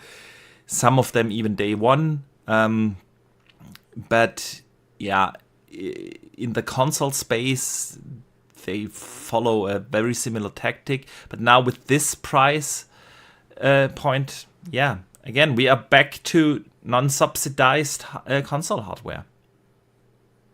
Yeah, and I've got a super chat here as well from Michael Mooney, £5 super chat. Thank you for that. He said most Xboxes are sold in North America. I suspect Microsoft might be or will be debating future hardware releases outside of North America. But I don't think they'll be debating releasing them. We do know that they're essentially winding down marketing in Europe for hardware anyway going forwards. Yeah. So I don't think they're going to be focused on pushing hardware in Europe anymore. Have they ever been? Sell it, but even, have they ever been? Even, yeah, I was going to say, but even then, you only have to go back to the Xbox One generation to find out that, obviously, to get an Xbox in the Netherlands, for instance, you have to either wait a year or go all the way over to Germany to buy a console. Yeah. So it is a valid question, and sure hope they are not pulling out of the console space in Europe entirely. But I would be also surprised if that isn't discussed within Xbox. Honestly, we shall see. I still hope that they will surprise us. Out of the 30 million consoles or 25 million consoles, whatever it is, have sold this generation, I would be surprised if 4 million of those are in Europe. Yeah, absolutely. And it includes UK, which is still their biggest market in Europe. Outside of America. Yeah. And I know a lot of people always say, yeah, well, countries like Germany, France, Spain, Italy, etc., have traditionally been PC markets. And while PC is a super strong platform around here, Nintendo and PlayStation are doing well. Yeah, very well. They are. And that is because they have marketing, they have brand awareness, and they actually try to sell the consoles. Yeah. To get people into... Yeah, and still want to. Microsoft have made plain to them that whilst they'll offer hardware, their focus isn't on the hardware. Yeah. Their focus is play wherever you want and buy our software. Yeah. So it is this discussion again. Where's Xbox going with their next gen hardware? And it is an even more interesting question now. With the PS5 coming out now in November, I think are the rumors true? The one thing I'll add to it to kind of have you follow on from that, because it'll go into it. I think this will be something that they will look at the reaction to the pricing. Going forward, they'll look at that reaction and they'll think, right, okay, we know they're focused on their next-gen hardware. We know they're not doing a mid-gen Pro or Elite model. So we know they're focused on the next one. They'll be looking at this pricing thing and the kickback from people about the pricing and what's included within it. And thinking, right, okay, so how do we arch this now? With what we need to do and pricing, where are we positioning this? Yeah. Because that's the one thing that we'll have to look at. Yeah, okay, absolutely. Yes, the Pro model is not for everybody. Granted, nobody's going to go. No, not everybody gets them, and it's only a small percentage of people that invest in a Pro model. A very small percentage. Yeah, that's for both series, the One X and the PS4 Pro. It's always been the case. It's been a very, very limited number out of the 100. I think it was 120 plus million consoles that were sold for PlayStation or more last gen. I think it was 4% of that was the Pro model. So it's a limited number, but it's still a couple of million people that buy it. It's a smaller section this time, though, because we're midway through the gen. PlayStation are on 50, 60 million units, not 100 million units. And the model's now coming out. And I think, personally, seeing this price and this console will push people more towards buying up a slim digital or a slim regular base model PS5 than they will picking up a It could definitely be. I mean, live-to-date sales for the PlayStation 5 are more or less on par with the PS4, right? So if they... And I actually assume now, since they are launching this mid-gen refresh this year, that they are going again for an 8-year console cycle. I fully expect Sony to do the traditional 8-year console cycle, and with that they could definitely end up in the 100 million plus minus ballpark, at the end of the gen. So it is really the question. I mean, Phil Spencer said himself, basically, what's the point of a mid-gen refresh this gen? Yeah, last gen it made sense because of 4K and everything. We don't have that thing this year. Now, we just talked about the enhancements of the PS5 Pro. At least to us right now, they don't seem really that significant. So the question Phil brought up is, what's the point? of a mid-gen refresh this gen. And the question now will be, what is the response of Xbox? Are they, the rumors true? Are they going to launch the next gen in 26? Or are they also following an 8-year console cycle? What do you think, man? Will they be able to do an 8-year cycle with not having a mid-gen refresh? Yeah. No. I think it is likely to be brought forward. I think it's going to be 26. At a push, winter 26 when it launches. So technically 27. But November 20. Yeah. If it comes out in November 26. Yeah, again, exactly. Every console launched in November. Yeah. So technically 27, but yeah, it's I think that's probably going to be the case. I think they'll just they've mentioned what's the point, and I think there's that's a multifaceted response. I think it's what's the point because we're so far behind on this console generation. Bringing out a Pro at this point isn't going to make a difference, and I think that's part of the reasoning behind it for his team is why would we bring out we're not doing well enough on the console side of things anyway in terms of sales. Bringing out a Pro model of this console isn't going to benefit. I think what they're looking at right now is we need to quickly draw a line in the sand on this one. We're going to focus on the next gen and we're going to start the next gen with a whole nother thing. We're just going to start from scratch and we're going to go from there. Now, granted, Xbox have always been heavy proponents of backwards compatibility, so whatever they do is going to ensure that peripherals will all work, your games will be cross-gen, so they'll work perfectly fine across all devices. But I think it is going to be a good shift across and something brand new instead. I think they're already fully aware that it doesn't make sense for them to do a mid-gen refresh because they are too far behind this gen. They are. In terms of consoles, they're miles off, absolutely miles off. So it wouldn't for them spending the money and the R&D on a mid-gen Pro model of a console that hasn't hit the heights. Yeah, doesn't make sense. It doesn't.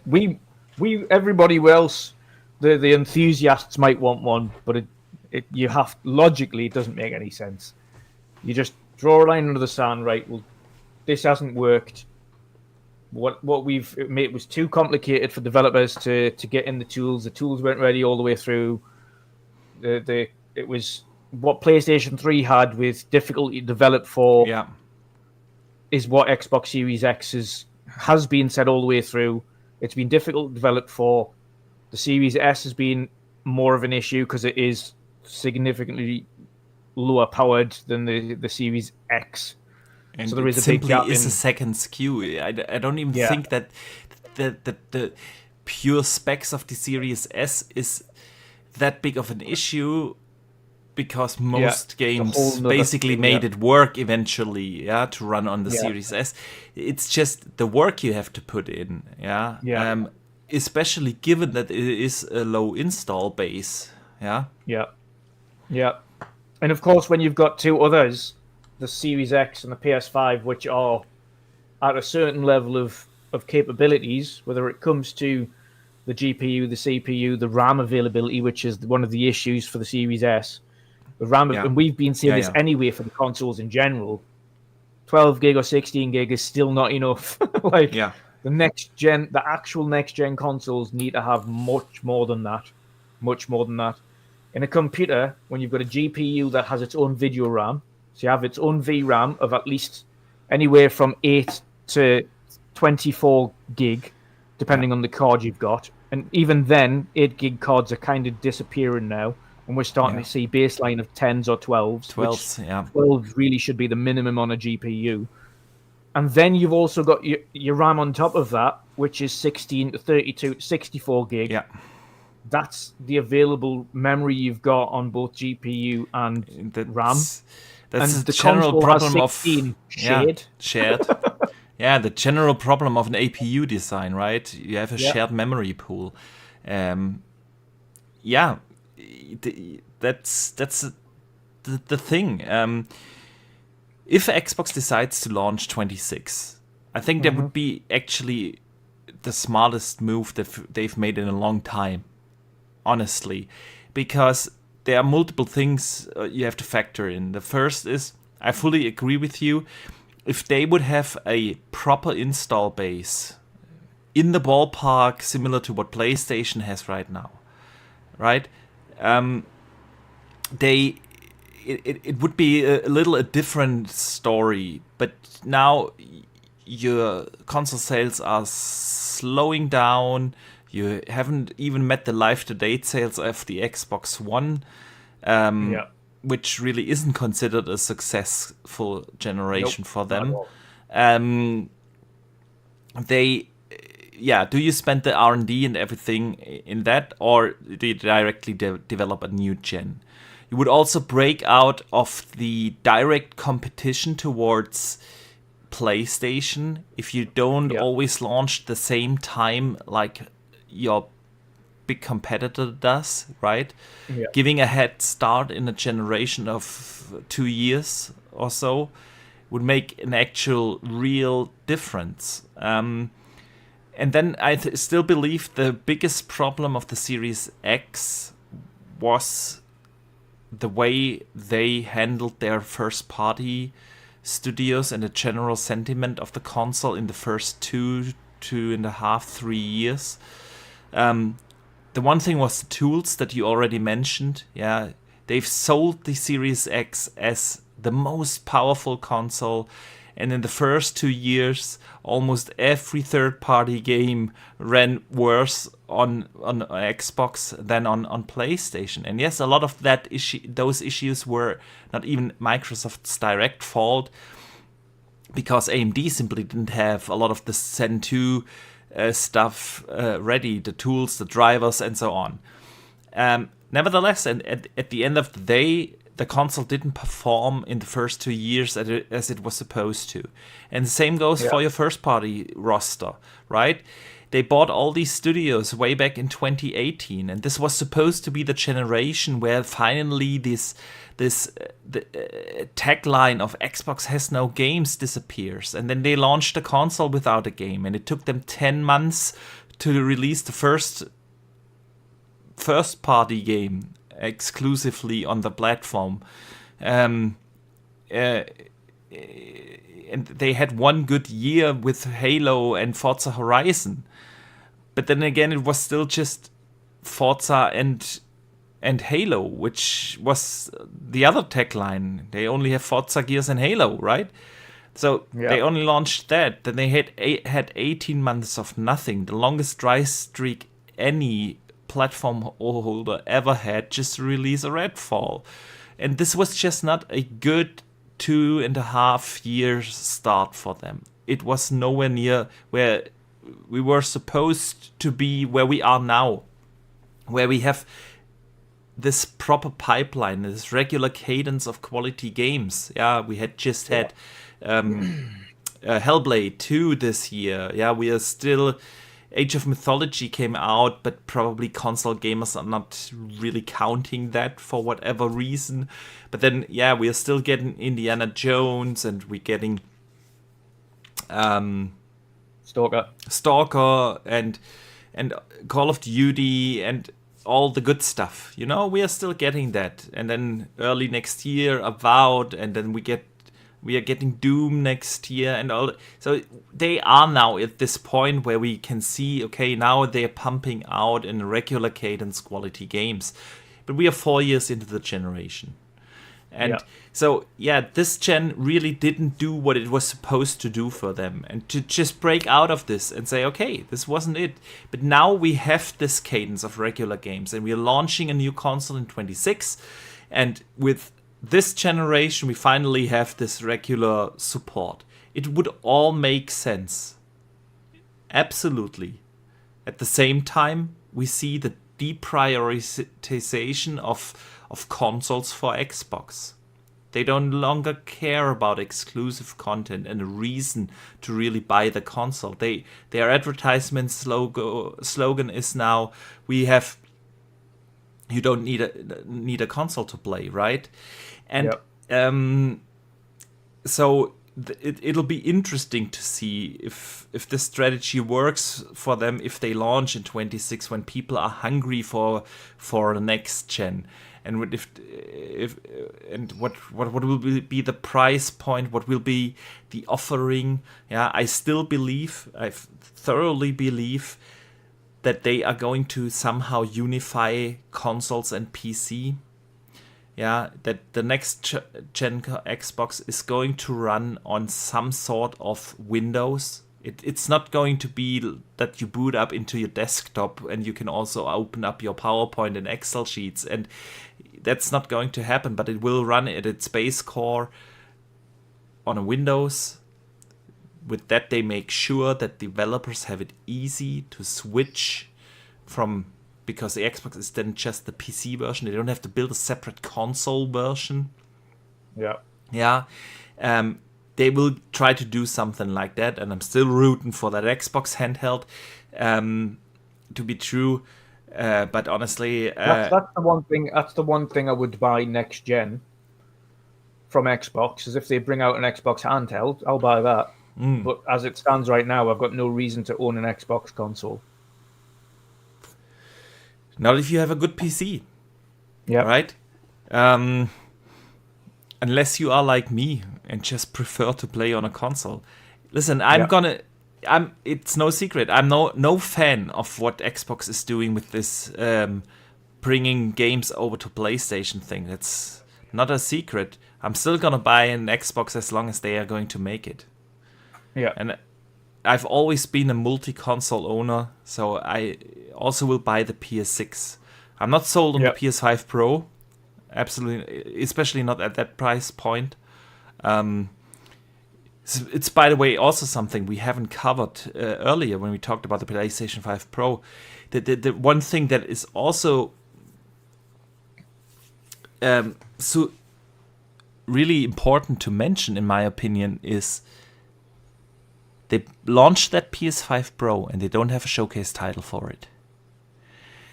And I've been I own a Nintendo, I own a PlayStation, I own an Xbox. And I use the PlayStation as my exclusive machine. I love the first party games, I truly do. But I play almost every of my third party games on Xbox. Some of them on PC. And with not having a proper roadmap, what is the point for me to get a PS5 Pro? Yeah, I'm not. True. There's there's Wolverine. Yes, Wolverine is probably a 26 game, especially after this ultra strong leak of even the base code and the game code. Wolverine, we are looking at 26 here. So what else is there for me to play? There really isn't anything announced. Astrobot just came out and that's it, right? I really don't see a reason for as someone who plays third-party games on Xbox. If the PlayStation 5 Pro would, offer a significant hardware performance upgrade, and it would be in the ballpark of 500 to 600 euros, not 800 without the stand, then I would probably consider getting it and then play more third-party games on them if I would really see an actual proper benefit. But so far, with what they've shown and with the specs that they have announced, I'm not seeing that, and especially not for that price point. Because then I could also just play on my PC. I have a 3080. I know it's not super state-of-the-art, but it's still a significant boost over the PS5 Pro.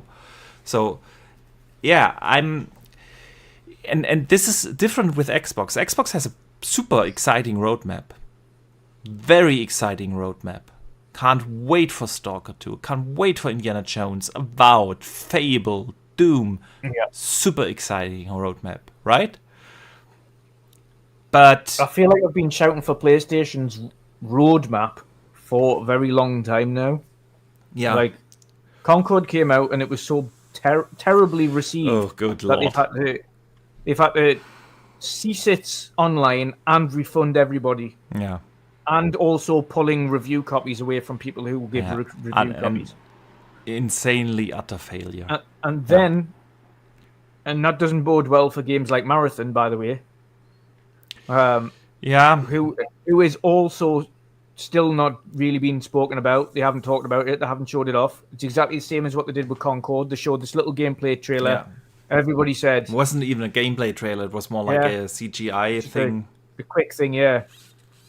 And they didn't really advertise it. They didn't really push it. They didn't really justify why it would differ from many of the competition that you don't have to pay for. And then they brought out their highly successful Astrobot, but that's one game. And now what? And now what? It is. I was fully expecting, and I think we talked about this in the DMs right before the PlayStation 5 Pro reveal. Yeah. That we were talking about, okay, why is it only 9 minutes long? And I was wrong. Yeah, I said to you, man, this is just more or less a tease, and they gonna announce at the end of this reveal a proper showcase somewhere when either in September or October to fully show this thing off with some of the highly expected games from Bend or Santa Monica or Ghost of Tsushima 2 or something like that. Yeah, but no showcase, no roadmap. It's crazy. And then just to come back to Xbox in 26, it'll be very interesting to see what they do. I fully expect them to have a Windows Lite or something like that to run on the machine. Developers will not have to develop differently for console and PC. It will be just the PC version of the games running on the Xbox. Therefore eliminating all technical reasons to not launch your game day one on the Xbox console, and also opening up the possibility of third-party launchers like Epic, Steam, or something like that, right? This is what I expect them to do, and it would only make sense. I do hope that corporate Microsoft is still willing to take such hardware risks, you know? Yeah. I'm not saying that there won't be a next Xbox. Absolutely not. There will be one more gen. I hope that this is going to be a super successful one for them, because we need this competition. The PlayStation 5 Pro reveal, and especially the pricing outside of the United States, shows how important it is to have proper competition. And I just hope that Xbox is finally going to be able to put that competition up, because they have everything on the table. They have the chance to launch 26, new gen, big head start, make it attractive, fulfill the wish of the community by also launching a handheld with it. They have the games, right? This time they finally have the games to launch with a console. It's all on the table. They have by far the best offering, value for price with Game Pass in gaming, and they have everything to have a successful console generation. But we all know, everyone here in the chat knows, everyone knows, they are not behind consoles anymore. And this is the one thing that just worries me. If they're willing to put in the effort that it takes to have a successful generation. Yeah. Yep, I completely agree. Another thing that I'll add as well is, and I said this last time around when it comes to Xbox, there'll absolutely be another box. There'll probably be another box after that. But they still have to give, and I've said this before, they still have to give a reason to buy the box, because if a gen goes by and that one is tracking behind the Series X, and then the next gen's tracking behind that series, and then the next gen's tracking behind that, eventually there'll be coming a point where the hierarchy will say, this is no longer feasible. Yeah. So they have to, no matter what people say about exclusivity, they have to give a reason for people to buy the hardware, otherwise they will stop making the hardware. Yeah. Regardless of what you want, if it starts to slowly decline, which is what it's doing, the 360, the Xbox One, the Xbox Series, the monthly at the actual sold units tracking behind the Xbox One currently, if it keeps tracking below every series all the way through, eventually the investors, the funders will go, why are we still doing this? Yeah. Yeah. That's the thing. So my thing for Xbox is I'm not 100% I am not getting an Xbox. I have categorically said right now I do not have a reason to invest in the next Xbox because they're not giving me a reason to invest in the next Xbox. What they're saying is I can play everything everywhere. So if that's the case, I'll just play everything on PC. I'll save the money. I'll play things on PC. I'll get a PlayStation 6. I'll get the Switch 2. Because they're still currently giving me a reason to buy them. Currently. Yeah. Even if PlayStation's releasing on PC, it's 1 year later. Or a year and a half later. Yeah. It's still a long enough time for me. Because if I don't pick up something near its launch point, the chances of me actually playing something 2 years old later down the line is slim. Because there's always something new coming out. And I'll be playing that new thing. Yeah. So the only time I'll stop considering getting a PlayStation is if they go to the same route and say, well, we're going to release everything on PC day one. Okay, brilliant. Now I don't need to invest in a PlayStation. I'll just buy it on PC. Yeah. But as it stands, like I say, PlayStation Pro, nope, not for me. Not that price. Definitely not. As it stands, I'll get the next PlayStation. I'll get the next Switch. I'll upgrade the PC. But Xbox need to give me a reason to get the Xbox, which I don't currently have. Yeah. Let's see how many people will feel that way once they reveal their next gen plans. And I sure hope it's going to be 26, man. But Dutch, let us move on from this topic to a couple of other news bits before we get to this week's community questions. Man, The Witcher 4, we have to bring it up, right? Yes, of course. Of course we have to bring it up. CD Projekt Red had the head of CD Projekt Red, Michael Novakovsky, has said in a statement, work on Polaris, which is the new Witcher game, is progressing. Its development team is nearing a major milestone which will mark the end of pre-production phase. The situation in our ongoing project this year is pretty stable and they have been progressing at a consistent pace. The Polaris team is maintaining the right scale to enter production phase very, very soon, while our work on both announced and unannounced projects are still steadily progressing. So, The Witcher 4 finally leaving pre-production phase, going into full production. What are your thoughts, man? Thank God. Finally. I'm hyper anticipating this game, not just because it's The Witcher and it's the next version of it, but also to see how these devs and what these devs are capable of on Unreal Engine.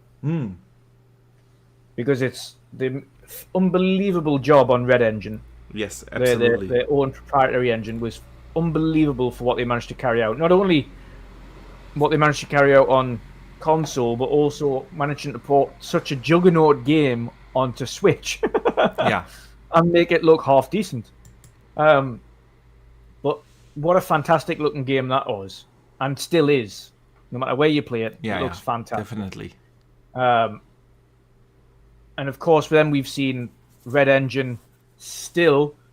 Granted, it had its issues at launch because they tried to do it on a generation that really shouldn't have had it. Yep. But Cyberpunk, unbelievably gorgeous game, and on PC, if you've got the 4090 and all the bells and whistles turned up, that is the most graphically impressive game of the generation by a long shot. Yeah. It is absolutely insane how beautiful that thing looks. So Red Engine really, it was a surprise to a lot of people because the Red Engine did a lot of things very well that a lot of other engines didn't do as well.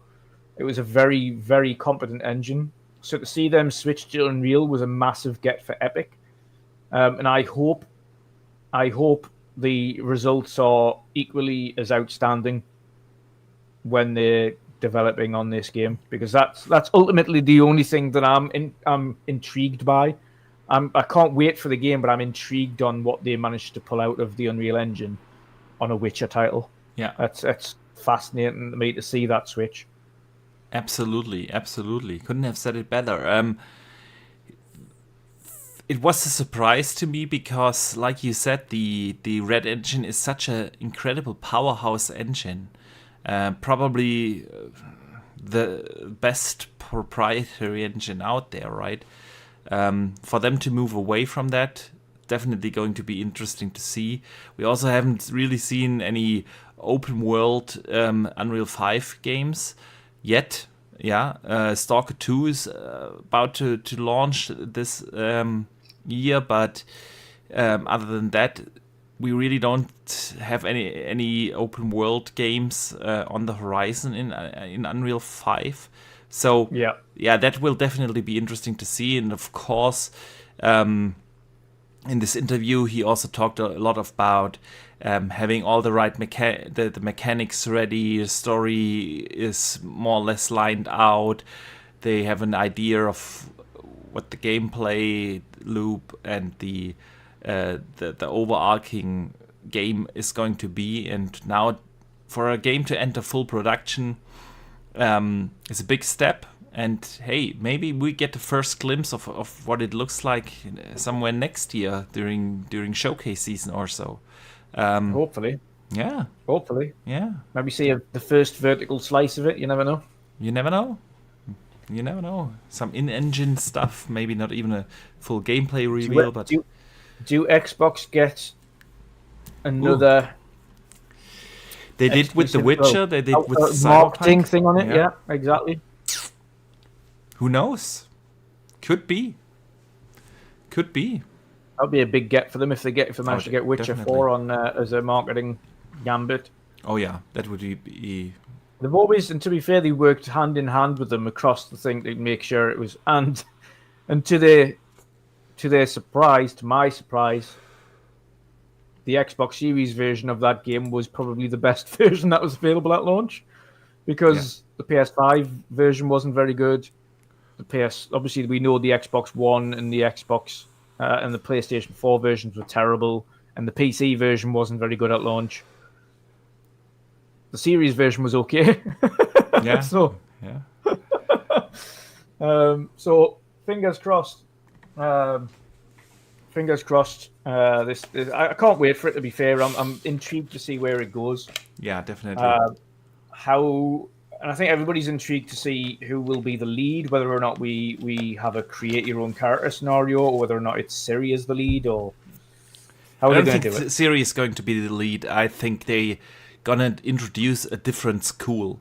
You know, in the lore you have these different schools. But then did they do the whole create your own Witcher scenario? Yeah, that'll be interesting. It would definitely behoove them in a certain way, because how do you follow up a Witcher 3, right?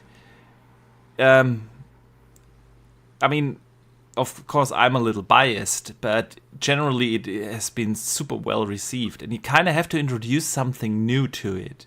And where do you innovate on a game that was considered for the most part a masterpiece? Yeah. Yeah. and having your own character in there would definitely change a lot. Yeah. On the other hand, the thing that made Witcher 3 so good was like the writing and the stories, and to have that with a randomly designed character gonna be it's different. It's a challenge, right? They did have it in Cyberpunk though, so who knows? Yeah. Who knows, man? Let's hope we see it next year. All right, Dutch. GTA 6. Yes. Over the last week, it was delayed, then it was not delayed. Real quick, what are your thoughts? Are we going to see GTA 6 next year? Yes. Yeah, we will see it. Will we play it? Yes. All right.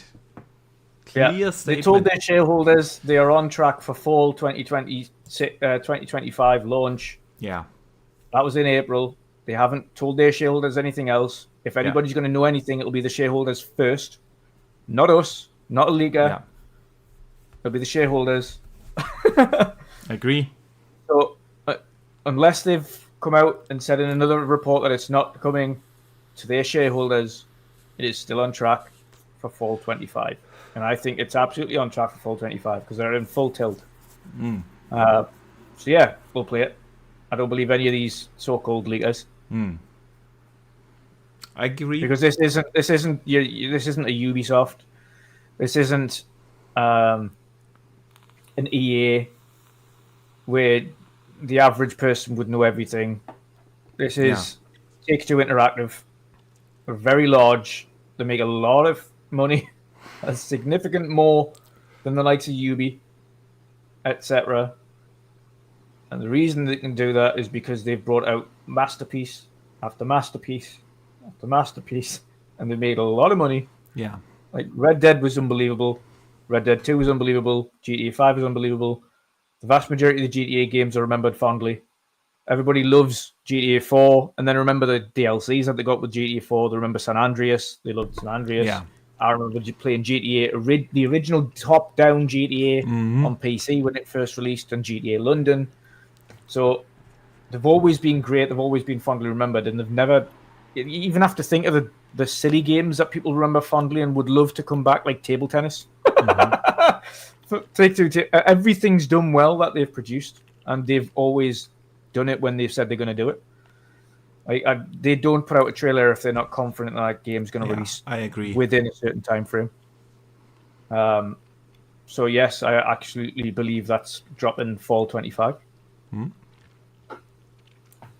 I can't really add anything to this.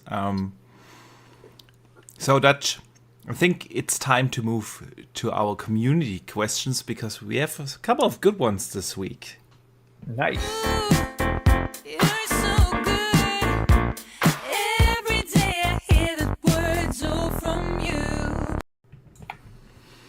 All right, Dutch. We got a couple of good ones this week from our community, as always. You can write in every Wednesday. We post on YouTube, we post on X, we post on everywhere. You can send in questions. Yeah. And so did Stormplayer DX. Can't wait to tune in your show, brother. I have a question for you. What do you think about Ubisoft in general? How they survive this business? They fight currently with low sales and their shares are at an historic low. Yeah. I don't know if you've seen this, Dutch, but last week Ubisoft reached an all-time low in their stock price. And starting this week, they dropped even another 7% down.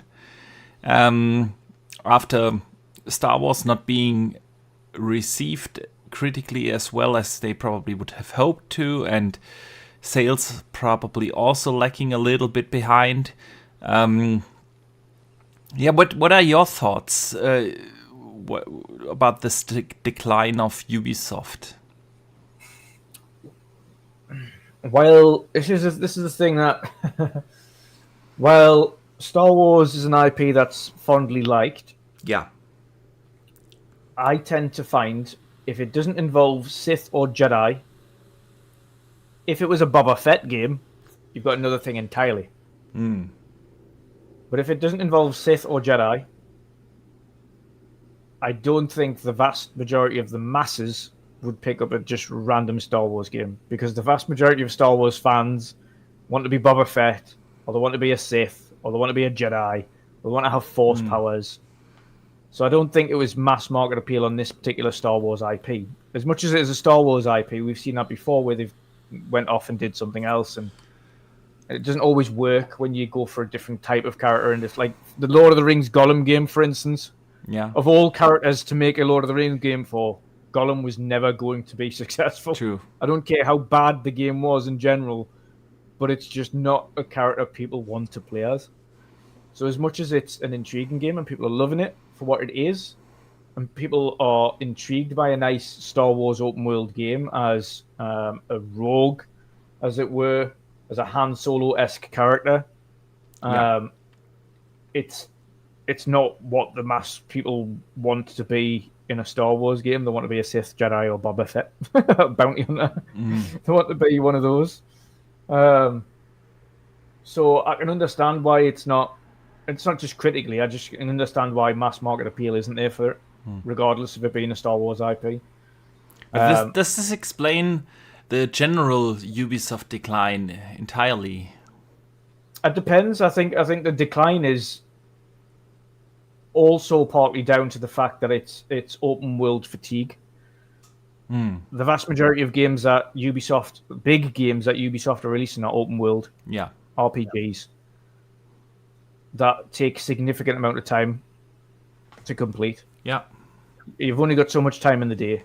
Again, when you're talking about mass market, every game that they're releasing is 30, 40, 50, 60, 70 hours long. Yes. Every game.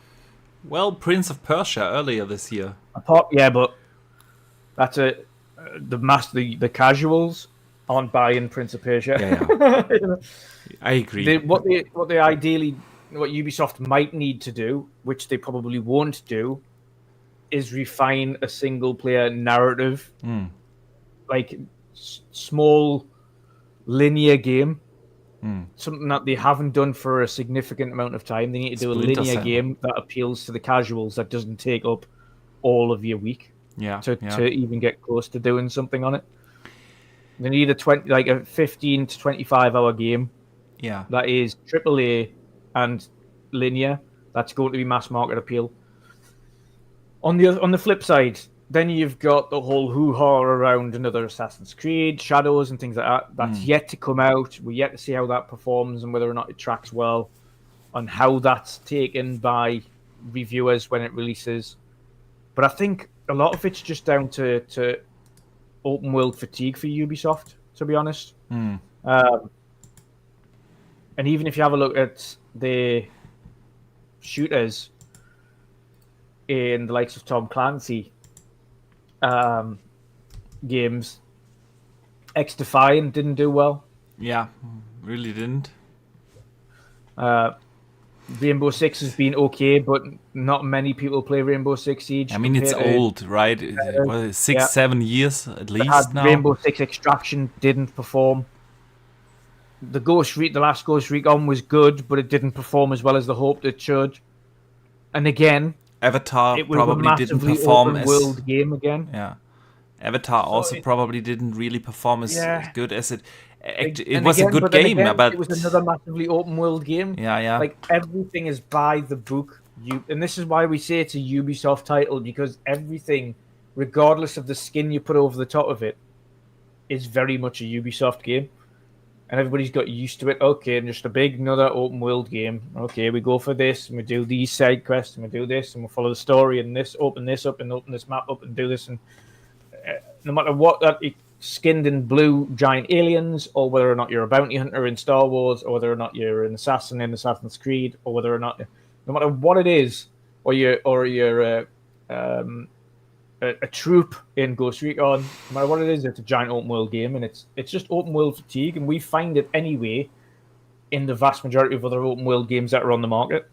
Sometimes we have to sit down and go, right, well, I need to stop. I've just finished one giant open world game. I need a few smaller titles to completely cleanse the palate.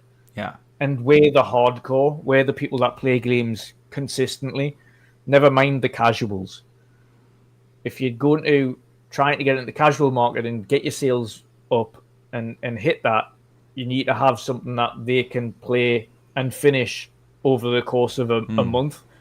Not over the course of many months, which is what casuals would take to complete one of these games. Well, then you could also make the argument that you get a lot of game for your buck. You know what I mean? Which can also be appealing, but I do tend to agree that there is a certain open world fatigue, especially in a time where we there used to be this time around when The Witcher came out. We knew open world games. There have been plenty out by then, but we didn't get like 5 good ones a year, right? Yeah. And we are at this point now. We had this year, Dragon's Dogma, and we have Dragon Age coming up, and Stalker 2 is coming up, and we have in the midst of this now Star Wars and an Assassin's Creed, and you have these good quality open world games, but you got so many of those each year. So I agree that there is a certain fatigue around it. I also feel like this.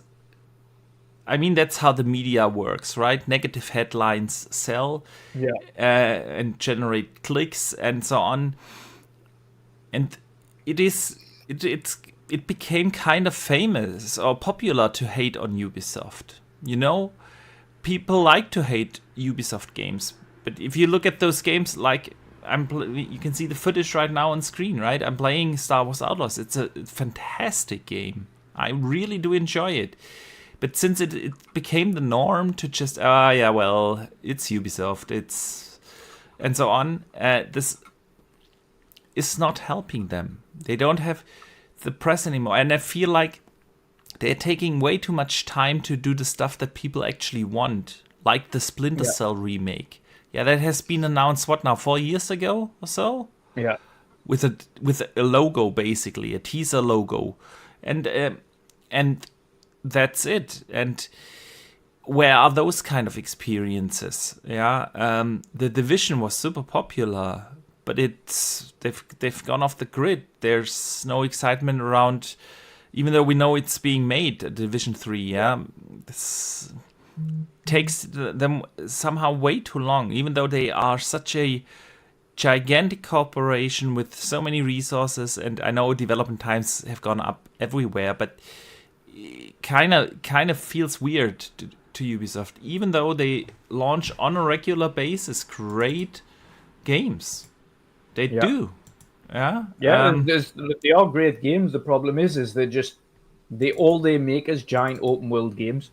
And I think they need to take a step back and refine that and start try making a linear experience. Yeah. Try making a linear, because they've got the capabilities to make these giant, fantastic, hyper-detailed open worlds.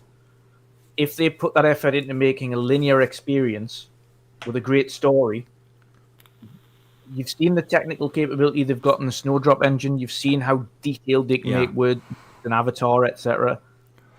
If you refine that into a smaller linear experience, that's like 20 hours long, 25 hours long. Yeah. So many people will jump on that and they'll experience something a little bit different.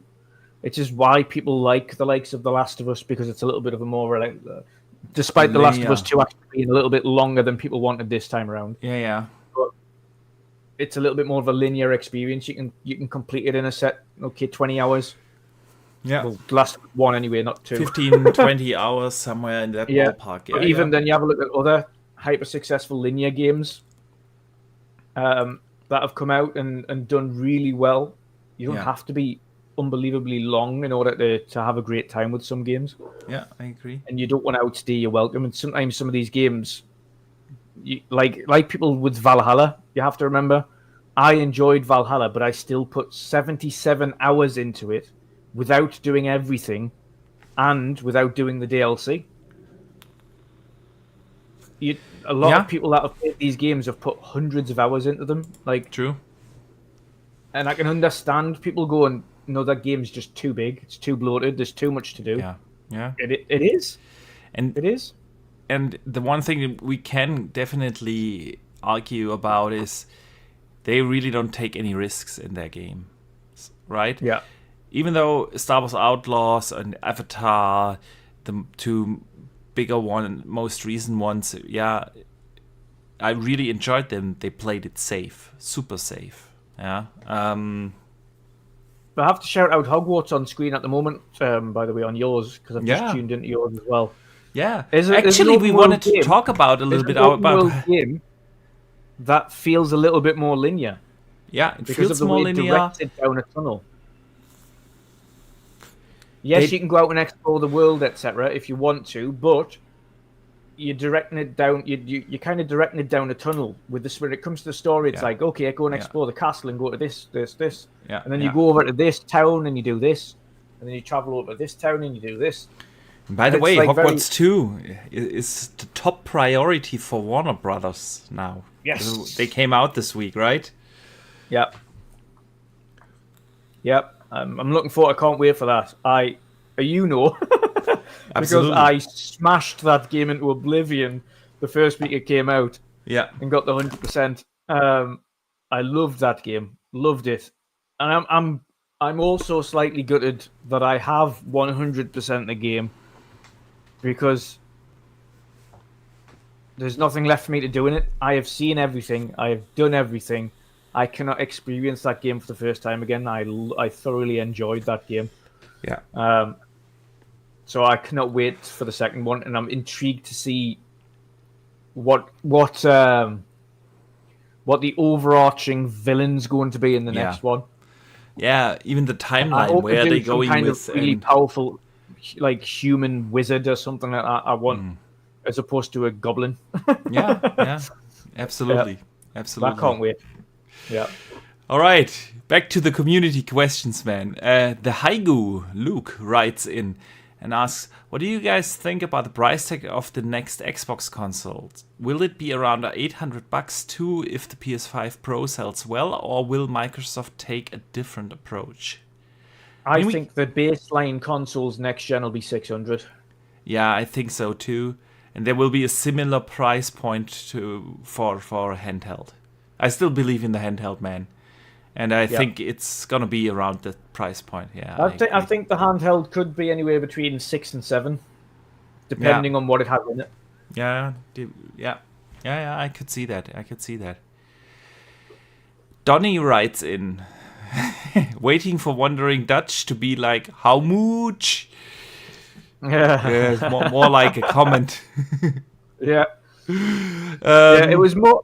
Yeah, the whole price thing for me was mainly because it just doesn't do anything. It doesn't do enough for me to justify parting with my money. And again, we've spoken on the discrepancy on US versus UK and Europe. Yeah. It doesn't. Yeah, it's way out of order. It's way. Finite Rich writes in and says, Concord hadn't released when you went on holiday, and by the time you got back, it had shut down. Yep. They didn't even give me the chance, man. Wouldn't have saved the game, though. What a failure, man. I mean, we said it on this show, right? That this game is dead on arrival.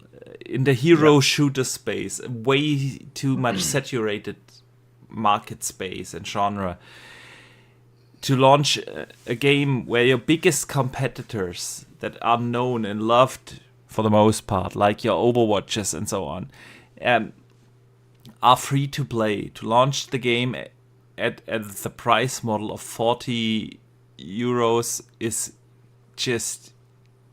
It was dead on arrival. And besides that, the characters' designs were super uninspired, and nobody cared for them, which makes part of the fun of playing hero shooters, right? And then you could have seen the signs latest with the beta, where nobody played it, right? When it was free, the beta was free. Yeah, nobody played it. How would you expect anyone to pay for it? And then on the other hand, like, what did they say? 8-year development cycle, $100 million in development cost. You can add probably another 20 to 30, 40 million for marketing on top of that. It's to spend that kind of money, launch the game, then take it down, 10 days or so after launch. At least they gave refunds for those who bought it, but they basically made zero money with this game. Yeah. They lost so many millions of dollars with it. I honestly can't remember a game being shut down that quickly. I thought about it. I didn't.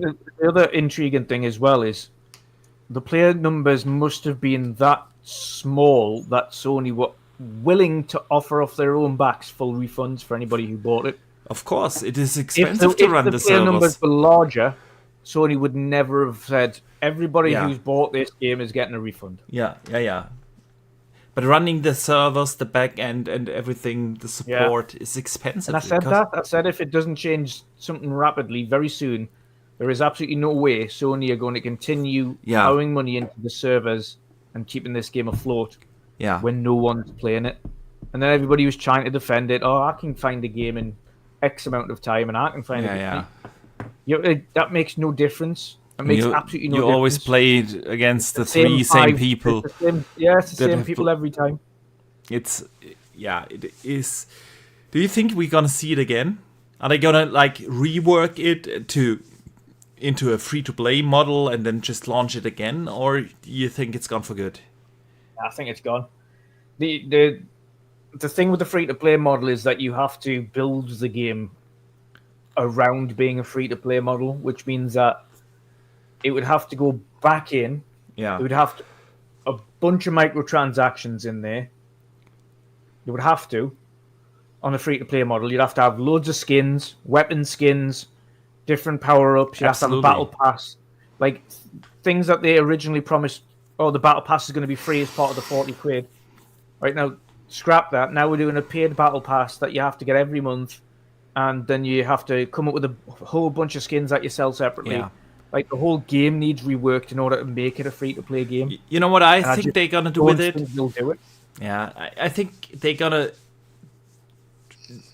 use the base concepts, the maps and whatnot, the gameplay mechanics. They're gonna rework it into a free-to-play model and then launch it probably with different characters, skins, under a different name, because the name Concord is so burned now. Yeah, there's no way you can bring back a Concord again. So they're gonna launch it under a different name, rebuild it into a free-to-play model, and then just launch it again. I personally think they're just gonna cut the losses on this and use it as an experience now. Okay, that failed miserably. What we're not going to do next time is we're not going to launch a hero shooter in a market full of free-to-play hero shooters with a price. Yeah. We will not do that now. So let's take this as a learning experience. This didn't work. The reason Helldivers worked is because it was a cooperative experience where you're with your friends fighting against hordes of enemies. Yeah. And everybody enjoyed it, and they're all role-playing and pretending they were Starship Troopers and things like that. It worked because of that. It was a fun experience because of that for Helldivers, and that's still doing all right. On the flip side, unfortunately for Concord, there wasn't any of that. There was a handful of people. This is a really good, fun shooter. I'm like, no matter how much you shout it from the rooftops, how much free advertisement you give this game, nobody is buying the game. Yeah. So for me, I don't know if the development budgets we've heard and development time, and I mean, Sony bought the studio for that game, right? Yeah, which means that it was in development for a certain period. They thought it looked great what they were doing, so they bought the studio. They then continued to fund that studio to finish that game. So Yeah. likelihood is they were 4 years into dev cycle by themselves. At that point, I fully believe Concord, if it was not owned by PlayStation, would have probably originally released as a free-to-play. Yeah. Yeah. And Sony thought otherwise when they've took them over. They went, right, okay, we're funding it now, so it's going to be this price. And they're thinking, £40 not a bad price. But then you think, yeah, but respective to the entire genre that you're going into, free-to-play hero shooters, or the hero shooter section of the industry, everybody else is free-to-play. Yeah. Yeah. So you can't, like, Sony just made a massive miscalculation. I put a lot of the blame on its issues on pricing on Sony. I think the studio probably originally, when they were first coming up with the concept, were thinking, right, we're going to go in with a competitor for an Overwatch in the free-to-play genre. Yeah, yeah. Yeah, so let's see where this is going. So, last question of the day comes in from Dave Ramos. I kind of feel like we answered that already, but just for the sake of it, we definitely want to shout him out. By the way, it's his birthday today, so Dave, happy birthday, Dave Ramos. Now a super chat here that will make you laugh. Razor Ultron, $2 super chat. He says, you made more from this super chat than Concord did. Oh, yeah. Definitely. The super chat will not set us back $100+ million. So, no. I am more profitable.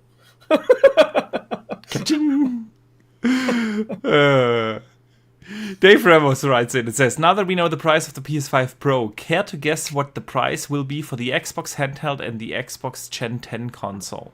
So, think we said that before.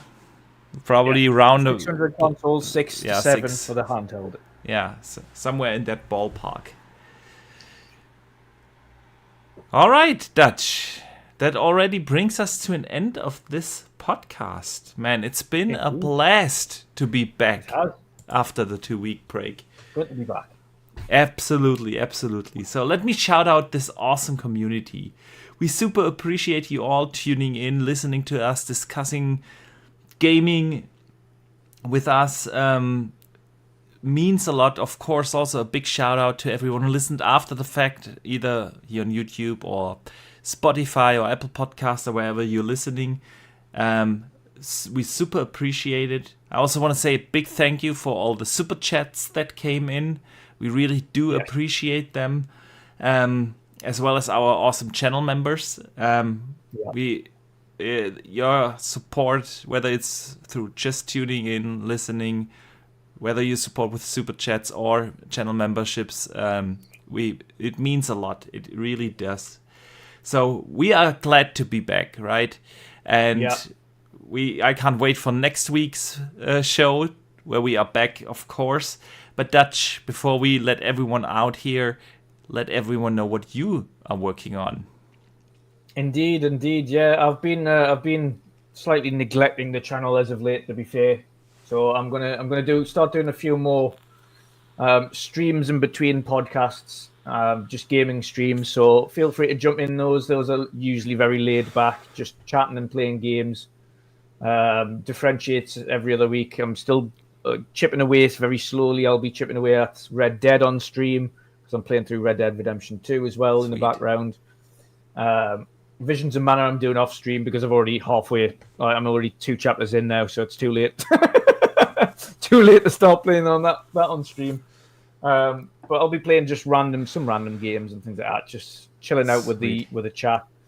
But other than that, podcasting again every Thursday with yourself. Sweet.